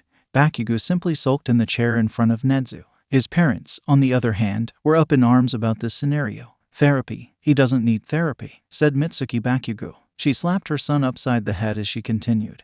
"What he needs is proper training." Masaru Bakugo didn't say much. Rather, he remained quiet while his wife spoke. It really said numbers about their relationship and the Bakugo family dynamic. "Need I remind you that your son brutally scarred 2 of the students whom he battled? You should be glad they are not pressing charges," he said with a chipper tone. The Bakugos were certainly a fiery bunch. They reluctantly agreed to his statement, allowing Bakugo to rejoin heroics in Class 1B once Hound Dog deemed him stable enough to do so. That boy needed help, and giving him free reign access to quirk usage was not the way to do it. The next meeting was with Snipe-san and Inko Midoriya. "I understand you wish to join the heroics course, Midoriya," exclaimed Nezu. "Of course, you would still like the ability to participate with Power Loader in the support course. After all, they are vital to your abilities as a hero. We couldn't jeopardize that. This is why you can be both our first quirkless heroic student as well as dual track." "I can do both?" asked Midoriya, sipping a buckwheat tea that Nezu offered. "Why yes, we want you to learn and become the best hero you can be. We have a spot open in 1A or 1B, although I know you are partial to Aizawa. And with the empty seats in 1A, I feel you would flourish there. Couldn't it be dangerous?" asked Midoriya-san. "Don't you worry, I'll look out for him. I promise you," said Snipe as he tipped his hat towards the Midoriyas. "Wonderful. Are we in agreement then?" Inko Midoriya signed the papers for Izuku to join one of the following week. Both Midoriyas looked like they were about to cry as they walked out of the room. Only one more meeting, thought Nezu. This was the most transfer students they had ever had. However, this sports festival was an atypical one at that, and nearly the entire podium was taken up by non-hero course students. Yamada and Aizawa sat with Shinso in Nezu's office. Shinso had been residing with them as caretakers.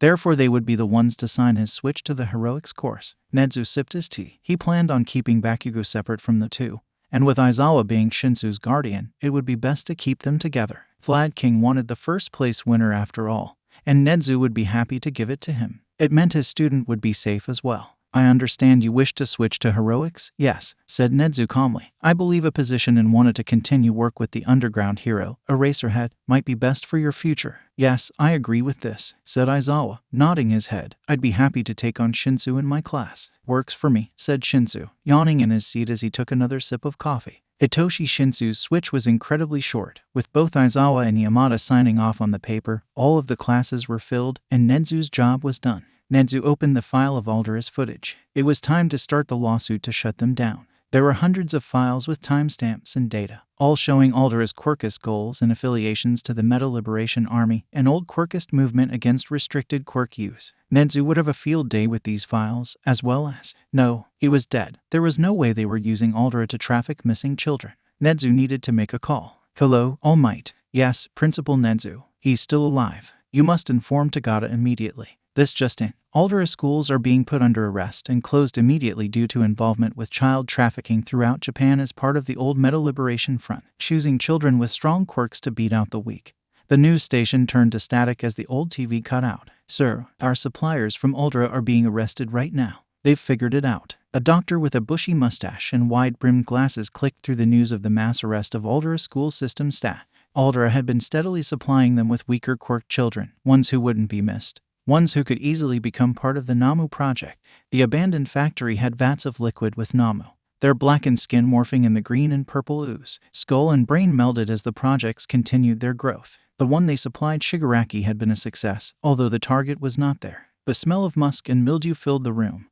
The vile scent of rotting flesh among heavy breathing, as machines and life support hissed and whirred through the old factory. All for one emerged, his eyes scarred over with burnt flesh and sinew, his face left with nothing but a wicked smile through the oxygen he was attached to.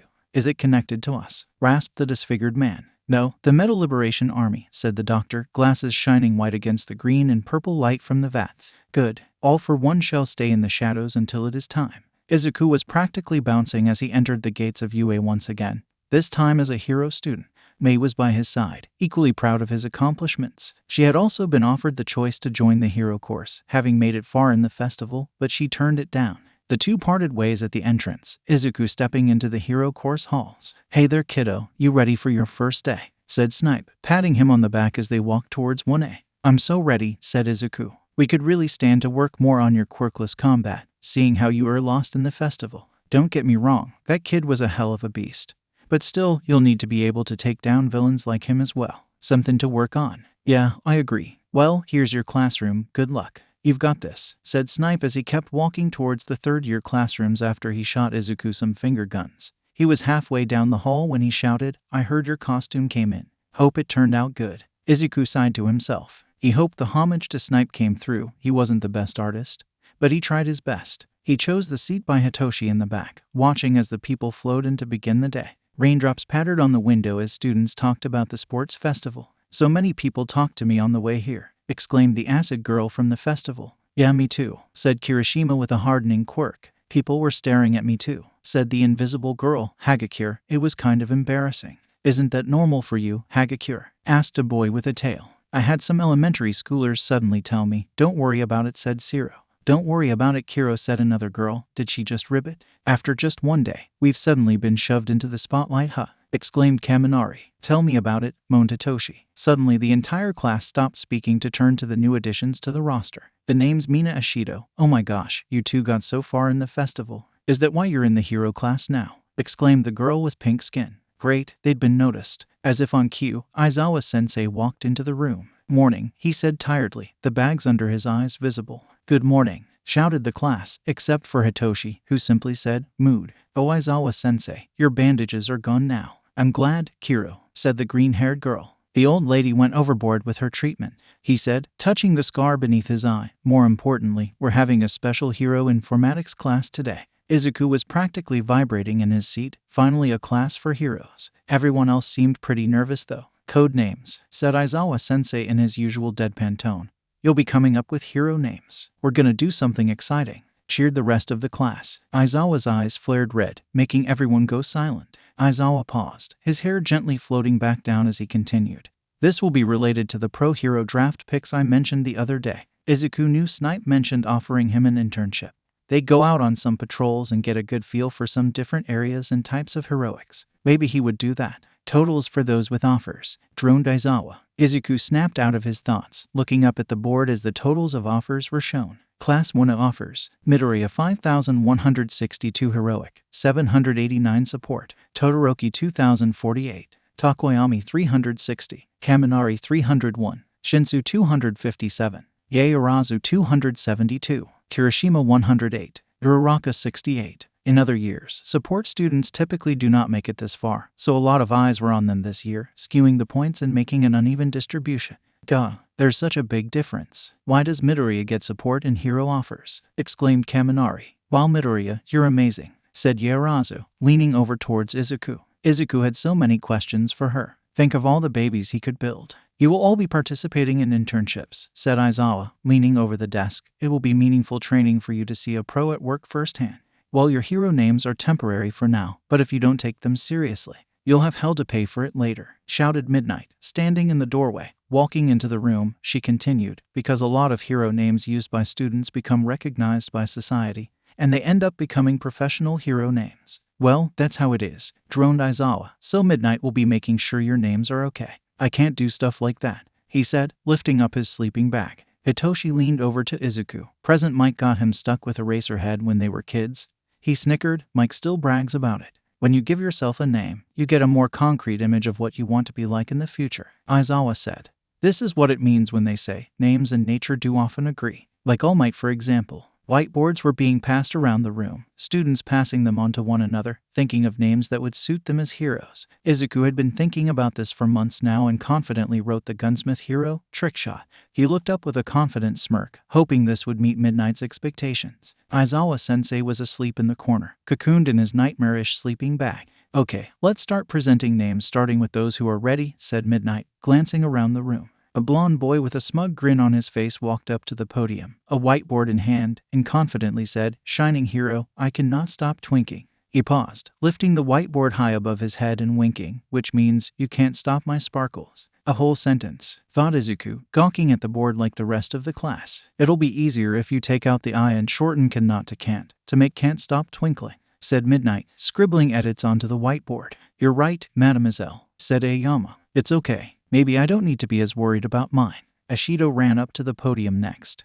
Then I'll go next, confidently holding up. Alien Queen, are you trying for that thing from the old movie Alien that spits acid? Exclaimed Midnight, immediately vetoing the option. Dang it, sighed Ashido, walking back to her seat to try again. The frog girl raised her hand next. Go ahead, Tsu, exclaimed Midnight. I've had this in mind since I was little. The rainy season hero, Froppy, said Tsu. That's cute. It seems friendly. I like it. This is an example of a name everyone will love, shouted Midnight. Sue practically beamed, walking back to her seat. Kirishima came up next. The sturdy hero, Red Riot. You're paying homage to the chivalrous hero, Crimson Riot, right? It's pretty old-fashioned, but that's the hero image I'm going for, said Kirishima sheepishly, rubbing the back of his neck. If you're bearing a name you admire, it'll come with that much more pressure. Izuku looked at his whiteboard. Snipe would be proud, and Izuku was willing to take on that pressure. He raised his hand, ready to present his name.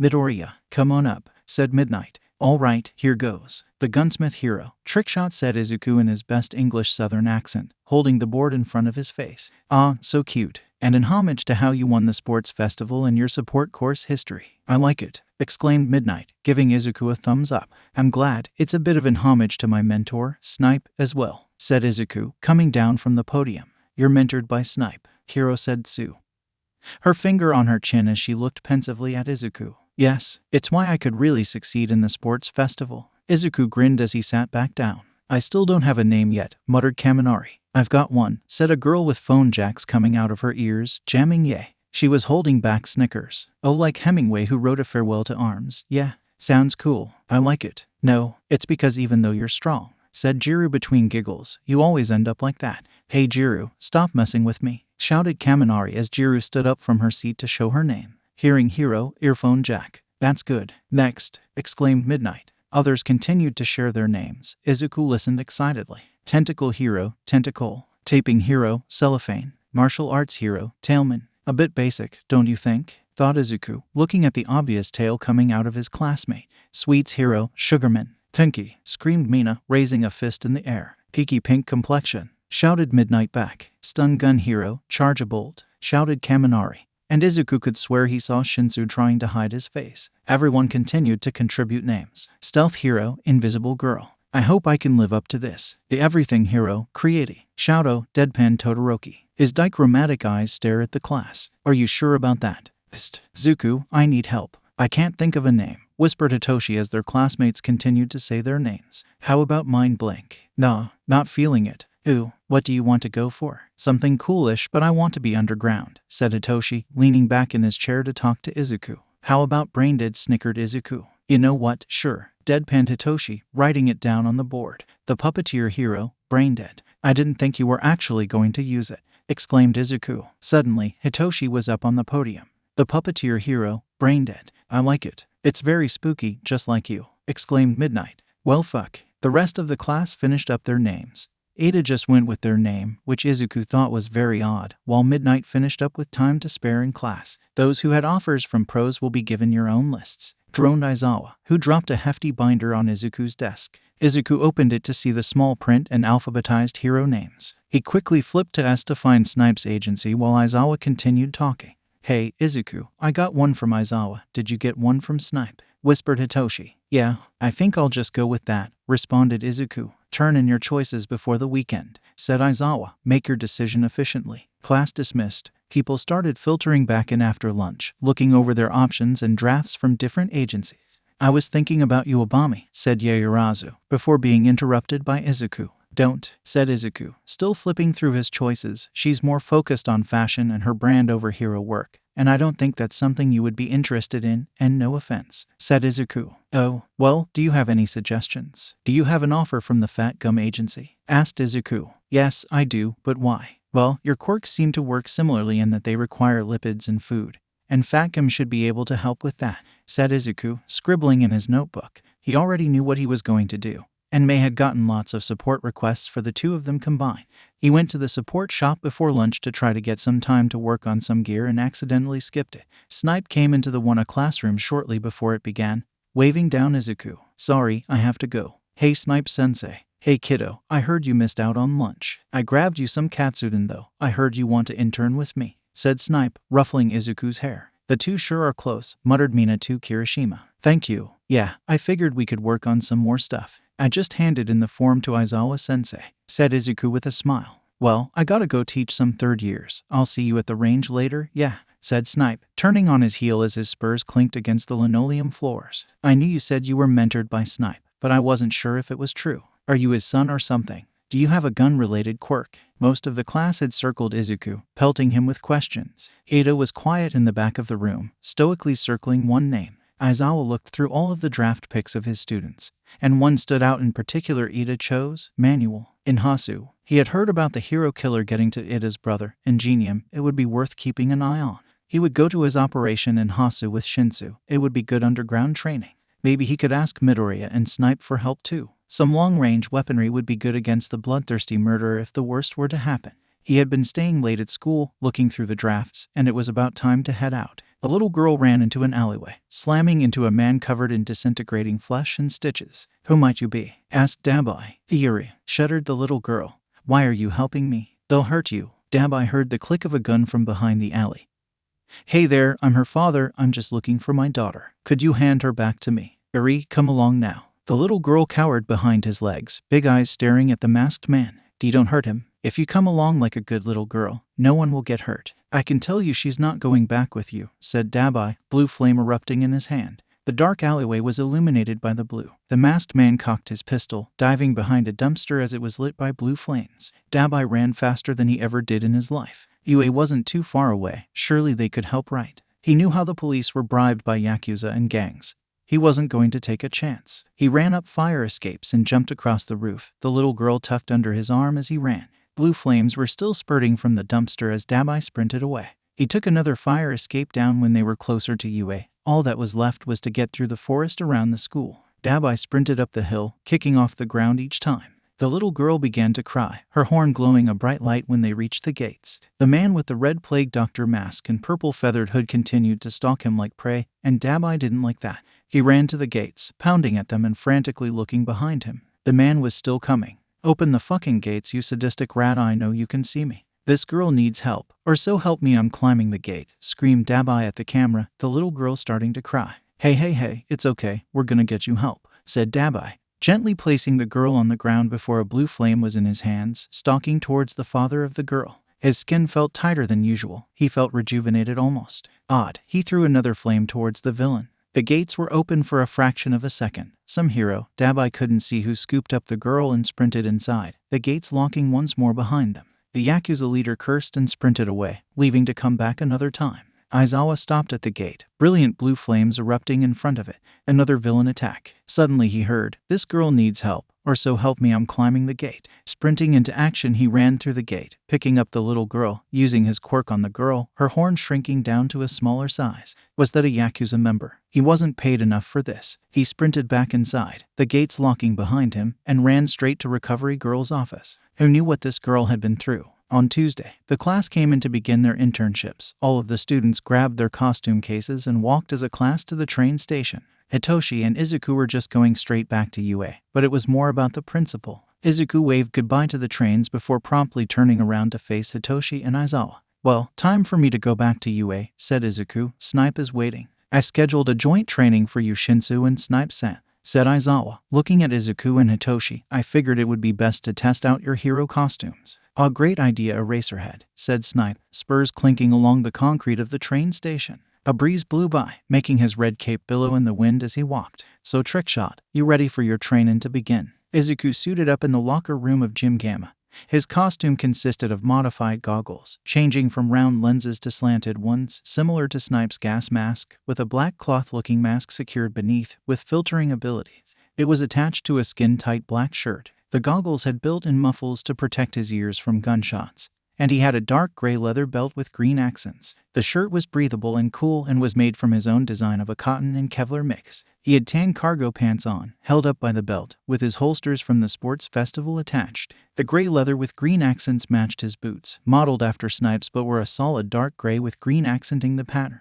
The spurs were silver, clinking as he struggled to fit the boots on, tucking the tan cargo pants into the boots. He had straps for extra ammo and holsters slung low around his thighs and a deep blue-green trenchcoat with green lapels matching the accent notes of his costume. The trenchcoat was flowy, modeled after some of the Old West-style comics he read. He had gray forearm-length gloves on, pulling them over his trenchcoat sleeves. To finish off the look, a cowboy hat similar to Snipe's except a deep blue-green, the same as the trenchcoat, with a large silver band engraved with TS, the T striking down into Snipe's moniker S in his holsters. He had his Desert Eagles, and a shotgun strapped to his back, similar to the sports festival. The trenchcoat has his multitude of ammunition, with pockets inside the coat carrying specialized ammo built by Izuku. Hitoshi's costume was a dark black tracksuit with purple squares on the side, accented by his hair, with a capture scarf like Aizawa's wrapped around his neck, hiding the persona cords that Mei had repaired for him. He had on combat boots that had the tracksuit pants tucked into them, with a dark gray and purple belt, similar to Izuku's, tying together the outfit. The two walked confidently out of the changing room to awaiting Aizawa and Snipe, who watched their protégés come out in heavily inspired costumes. Snipe sighed heavily at the large cowboy hat sported by Izuku, hiding his mess of curls, except with his signature green look incorporated in. Izuku was quite proud of his outfit. Hitoshi and Aizawa looked like they both needed a sleeping bag to crawl into, their tired eyes matching each other as Aizawa shrugged at his carbon copy. "Let's see how you two can move in those." "Midoriya, are you sure about those spurs?" sighed Aizawa. "Having cement us build them an obstacle course, you'll want to have good vision and movement in your costumes. These goggles let me see up to 5 kilometers. They copy Mei's zoom. They're slanted, but I still have full peripheral vision," said Izuku pensively. "The trenchcoat is shockingly flexible as well despite its looks." Izuku flipped his Desert Eagles in his hands. "It feels pretty good." "Well, that's a good start at least. Why don't you try running the obstacle course, kid? See if there is anything hindering movement." "I see you made a lot of references to my costume. I like it," said Snipe, tipping his hat to Izuku. Izuku took off like a bullet, jumping and dodging moving pillars of concrete, and ran through the obstacle course with little difficulty. The concrete continued to shift and slide almost as if it was alive, thanks to Cementos's quirk, and Izuku ran back to where Snipe and Aizawa were standing. Hitoshi wasn't too far behind. "All right, good. Your suits work," droned Aizawa. Darn tootin' they do, said Snipe, giving a thumbs up to the two boys. Hitoshi, you'll be coming with me to my agency in Hasu. We'll be keeping an eye out there on it, and I'll show you the underground ropes. Midoriya, you'll be coming with me to Kanagawa to work more on your sharpshooting, but we'll be on standby in case Aizawa needs backup in Hasu, said Snipe. Why do we need to keep an eye on Ida? Asked Hitoshi. He chose a relatively unknown person for his internship, and also chose the city where his brother was injured, said Aizawa. His brother is Ingenium, right? They have similar quirks, said Izuku. Grab everything you need from the shop that you want to test, kid. We can work on some of that too, said Snipe as Aizawa nodded to Izuku's question.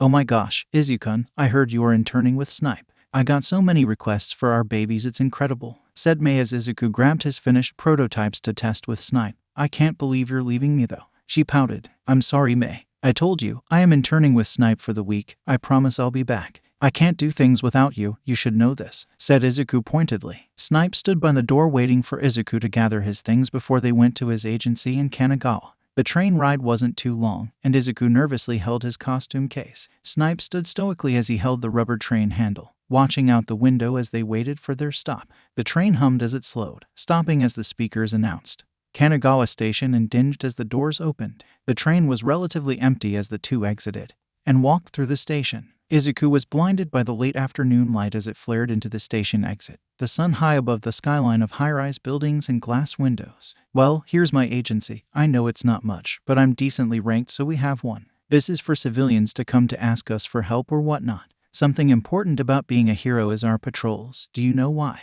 So that you can catch bad guys on the streets. Well, that is one reason, but another is to tell civilians that we are here to help them, said Snipe, giving Izuku a thumbs up. Since the heroes can't really see our faces, use other expressions to show them you're approachable. Izuku pushed a button on his belt, and the goggles lit up with LED expressions showing on his mask. Or that'd work too, that's cute, you know, chuckled Snipe at his protege's antics. There was a reporter on the sidelines. The first step of TV is don't tell them anything they can't already learn. Snipe, is this a new protege of yours? Asked a reporter, running up to them. Indeed, this is Trickshot. He's my intern for the week, said Snipe into the microphone. I look forward to assisting Snipe-san in his work, said Izuku, bowing. Why are you called Trickshot? Because I'm more than just a one-trick pony, said Izuku, changing the face to wink. An alarm went off in the distance. Snipe turned towards the sound. Well, that'll be all. It's time for us to go Trickshot. Izuku nodded and saluted to the camera. The two ran towards the alarms going off. You have permission to use your guns. You do have a license for them now. Use them to protect yourself during this, said Snipe. Izuku loaded his gun when they reached the building. Earphone Jack, you're here, whispered Izuku. SHH. It's a hostage situation now. Death Arms, what should we do? Asked Jiru. Snipe, good to see you. We currently have a hostage situation, said Death Arms. My quirk isn't best suited to this. Their quirks are holding the people inside and I'm better at going in loud than stealthy. The guy in the center is standing and seems like the ringleader, said Jiru. Trickshot, what can you tell from the window? Asked Snipe. Tenya patrolled through Hasu with manual. Street patrols are a way to suppress crime, said Tenya, walking through the city streets with the water-themed hero. That's right. But man, I can't believe Ingenium's younger brother is interning with me. I'm sure you had far more impressive, said Manuel as Tenya's mind wandered to the real reason he was there. An image of the hero killer came to his mind, the crazed lunatic with blood dripping from his blade, standing over his older brother, crippling him. Tenya couldn't stand for that. He had to avenge his brother. This hero killer couldn't be brought down by modern society, so he would have to do it for them. He had appeared into alleyways while they walked down the street, waving to citizens as they passed. His brother on his hospital bed, ragged breathing and bandages wrapping his body came to Tenya's mind again. He had to do this. It didn't matter if it was in vain. He would try to avenge his brother. Tenya was unaware of the two figures chasing them from the roof, watching Ada's actions as he looked in alleyways. Hitoshi was huffing behind Aizawa, parkering from building to building as they trailed Manuel and Ada. An important aspect of underground heroics is tailing your target without being noticed, said Aizawa, tossing a water bottle to Hitoshi as they watched Manuel stop with Ida at their agency. You did good today. Aizawa smirked at Hitoshi. Meanwhile, in a bar across the country, Stain stood inside, watching as the League of Villains requested his recruitment in their little club. The warper that brought him here was wiping glasses, calmly placing them on the shelf. Yeah, come on, you've got so much more experience as a villain, sir, said a man with blue hair and white hands covering his face and arms. What are you after? Asked Stain. For now, I just want to kill All Might, droned the man. All Might was the only hero who was truly a hero. not just a selfish bastard like the others. All Might was the only one Stain would let kill him. I want to break everything I don't like, continued the leader. Stain glared at this brat. I was foolish to be interested. You're the type of person I hate most, shouted the serial killer. Shigaraki turned towards Stain. You want me to go along with your childish tantrum? Asked Stain, moving into a crouch along the hardwood floor. The smell of old liquor was melded with it, his thirst for blood returning as he glared at the League of Villains. Pathetic, he thought. He gripped his katanas. What meaning is there in killing without conviction? Hero killer, Stain. The man brought in to spur Tamura Shigaraki's growth since he only cares about destruction, said the Warp Gate Kurogiri. Stain drew his blade slowly, drawing out the sense of fear and his conviction to kill. Master, is it okay to let this continue? Shouted the Warper to the computer screen. It responded, this is fine. There's no point if we just tell him the answer, said All For One. He should think about where he needs to mature. Stain gritted his teeth. Was he a joke to them? All this talk of destruction, education, just what had he found himself in? Katsuki sat in the stupid therapist's office. He could have been working with fucking heroes. Why did he have to sit through a stupid lecture on feelings? Now Bakugo, tell me a bit about yourself, said Hound Dog. I ain't telling you nothing, growled Katsuki, sinking lower into his seat. Suit yourself, but that just means the journey will be a longer one for you, especially if you want to be a hero. The fuck's that supposed to mean, you stupid mutt? Shouted Katsuki. Well, the way I see it, you see your brashness as your personality, the rudeness as a front. It keeps you far from what was it you called Midoriya? A Deku. Deku means useless, doesn't it? Said Hound Dog calmly. The stupid quirkless loser, how did he get into the hero course and not me? You see him as useless due to his quirk status? Or is it because that was what you were told to believe by Alder? I've looked at your records, Bakugo. Katsuki sat silent. Was he conditioned by those idiots at Alder into believing Deku was useless? Come to think of it, they never once stopped him or chastised him for picking on the stupid Deku. Momo walked through Fatcom's agency, learning about the building and how it works. Here, we have our dietitians. Your quirk relies on storing lipids, right? It might not hurt to talk to them after this tour and learn how to best manage your food intake for your quirk, said Fatcom. Yes, it does. Thank you for the advice, Fatcom-sensei, said Momo bowing. No need for formalities. You can just call me Fatcom when we're in costume, chuckled the man. Aizawa and Hitoshi were on their late-night patrol when Snipe received the call. He's going after the hero killer in costume. We need backup. Snipe, I'm calling you for long-range assistance, crackled the comlink from Snipe's mask. Snipe hit record on his phone. All right, kid, it's time to go. Get your suit on. We have an assist to make. You have my permission to use your weaponry in case of emergencies and to protect yourself or your friends, he said calmly, ending the recording. It was always good to record when you said it just in case something does in fact happen. It could get messy pretty quickly from a legal standpoint. Izuku hoisted himself out of his bed, slipping on his boots and trench coat. He slept in half of his hero costume, preparing just in case they had to help Eraserhead and Braindead. Snipe and Izuku sprinted out the door to the train station, preparing for the fight. The train was stopped halfway there. Hasu was on fire. Izuku could hear the screaming from below, giant wings beating in the distance, and low howls of creatures not fully human penetrating the hellscape. Suddenly one of the beasts tore a hole in the train car, sending people falling out. Snipe and Izuku both jumped from the train.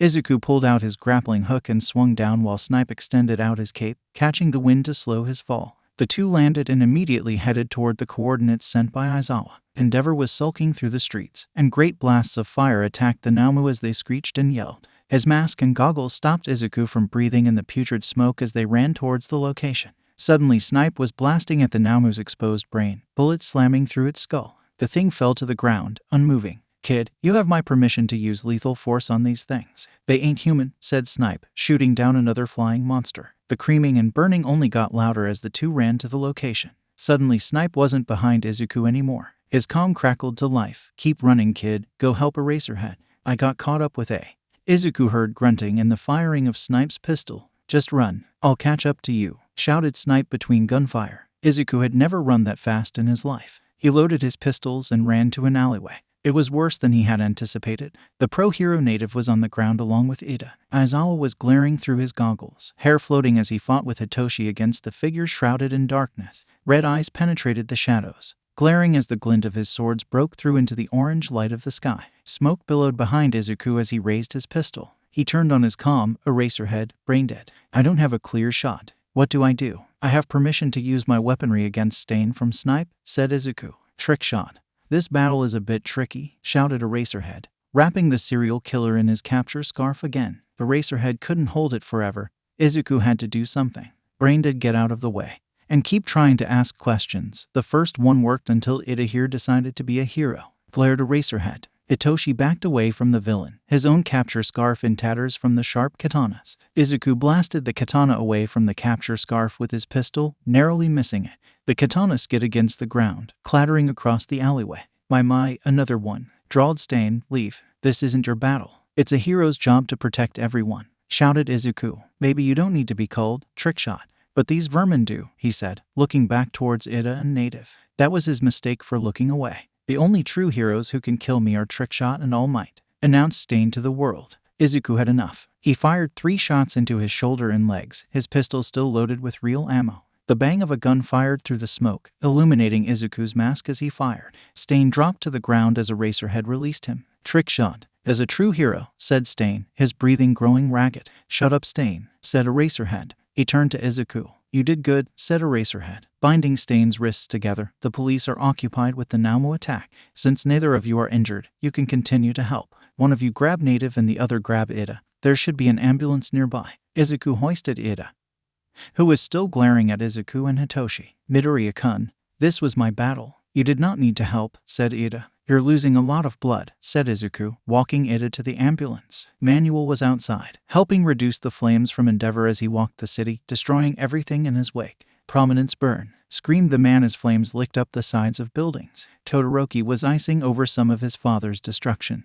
cooling the area down from the high temperatures. Izuku ran away from the ambulance having dropped off Ida, and began to fire at Namu. Snipe was running across the roof. His pistol banged as Snipe fired towards a Namu that was flying towards Izuku. Izuku pivoted on his heel, using his pistol to fire at the beast's head, ducking as it tried to grab his shoulder. It screeched as it swooped by him. Its darkened flesh was burnt in the flames. It fell to the ground with a crash, its body streaking the concrete black as it slid across the sidewalk. Izuku felt like he was going to be sick. Snipe leaped off of the roof to get to Izuku. Sorry, I couldn't help you, kiddo. I got picked up by one of those things and got flung pretty far away, said Snipe as he shot at another Namu. It's insane out here. Izuku fired at another beast flying through the sky as another pillar of flame erupted from Endeavor. Why is this happening? Asked Izuku, turning to Snipe. I don't know, kid, paused Snipe before ducking to the side. Look out. Another Namu flew to the ground, smashing Izuku into the asphalt. His mask was dragged off his face, and the goggles cracked as he was dragged. Putrid smoke filled his lungs. The scent of burning flesh and death reeked in the city. The winged creature lifted off into the air. Izuku tried shooting at it, but a stabbing pain rocked his shoulder. The Namu dug its claws into his skin, and blackened tissue and crimson blood trickled down his back as they flew higher. He reached for his pistol, sending bullets through the Namu's chest. Suddenly he was falling. The cracked lens of his goggles glitched as the HUD spelled out his height. It was cold and he was falling. His hat was still firmly on his head, but he could feel the wind through the back of his head. He holstered his pistols, catching the wind in his trench coat as he fell, his back sticky with partially dried blood. He grit his teeth as he reached for his grapple gun, waiting for the moment to strike. His hands shook as he aimed the grapple for a nearby building, the ash and smoke making his eyes bleary as he shot. He waited for the familiar feeling of the grapple catching on steel, but it never came. He continued to freefall. Izuku panicked as the ground got closer and closer, his grapple refusing to retract. He fell faster and faster, plummeting towards the ground, asphalt becoming clear as flames licked up the sides of buildings. Suddenly he felt himself caught by something or someone, just as he was about to hit. Then everything went dark. Izuku woke up in a hospital. It smelled clean. White walls surrounded the bed. A small vase of flowers was on the table beside it. His arm was bandaged and in a sling, and Ida sat across from him, sitting upright and watching Izuku. It was unnerving to see, a cold glare across his face. I appreciate your help, Midoriya, but that was my fight, not yours to get caught up in. You're lucky you had a gun quirk to help you out there, said Ida as he scrunched his nose. A gun quirk? Asked Izuku. Did Ida not know he was quirkless? Well, of course. Why else would you be interning with Snipe? Ida winced as his robotic arm chopping moved his bad arm. I'm quirkless, said Izuku, glancing at the white linoleum floor. I'm sorry. Even more reason for you to not have involved yourself, continued Ida. You shouldn't have involved yourself in the first place, Ida, said Aizawa. Walking into the room with Manuel, Hitoshi, and Snipe, we were all incredibly worried about you and you made brash decisions. Manuel gently hit Ida on the head. I'm glad to see you're all right, but you got us into a lot of trouble there. Glad to see you're awake, Midori, said Hitoshi while Aizawa was lecturing Ida on the vigilante laws. The chief of police has a proposition for you. He's coming in now, said Snipe, leaning away from the doorway for a large man in a suit to walk in. He had a dog head and a wide frame, ducking under the doorway to come inside. "This is Chief Kenji Tsurugami," said Aizawa. Itoshi, Ada, and Izuku both stood up to show their respect, bowing to the chief. "Thank you, Aizawa, woof," barked the chief. "You must be the UA students who took down the hero killer, right?" "Yes, we are," said Itoshi. "Regarding the hero killer we arrested, he had serious injuries with multiple bullet wounds and broken bones, and is receiving treatment under guard, woof." Izuku gasped. Had they really been that harsh? Back when quirks were formed, police made sure quirks would not be used as weapons. The profession of hero emerged to fill that gap, woof, said the chief. For an individual's use of power can easily kill others. It is illegal to cause serious injury with quirks without explicit permission from their guardians or supervisors. The pro-hero manual will receive harsh punishment since both Snipe and Eraser had permitted their students to use force if their lives were endangered, woof, said Tsurugami. This was decided by the police if it were to be released to the public. With his injuries, it would be a joint effort of Snipe, Eraserhead, Trickshot, and Braindead to the public eye. Thankfully, there were few witnesses, so Ada and Manuel would be removed from this story. "Which do you prefer?" said the chief. "Personally, I don't want to be at fault with promising young ones because of one big mistake, woof," said the chief, giving a thumbs up with his tongue out. Manuel spoke. "Either way, I'd have to be responsible for being negligent in my supervisory duties." "That works for me, sir," bowed Itoshi. The chief bowed. "It is as a protector of the peace that I thank all three of you." Hero killer arrested by UA. Students and mentors filled the headlines the next day, applauding Hitoshi and Izuku as Trickshot and Braindead, not revealing their names, for successfully taking down the villain. The news connected Stain's appearance to the League of Villains, gaining traction with the public.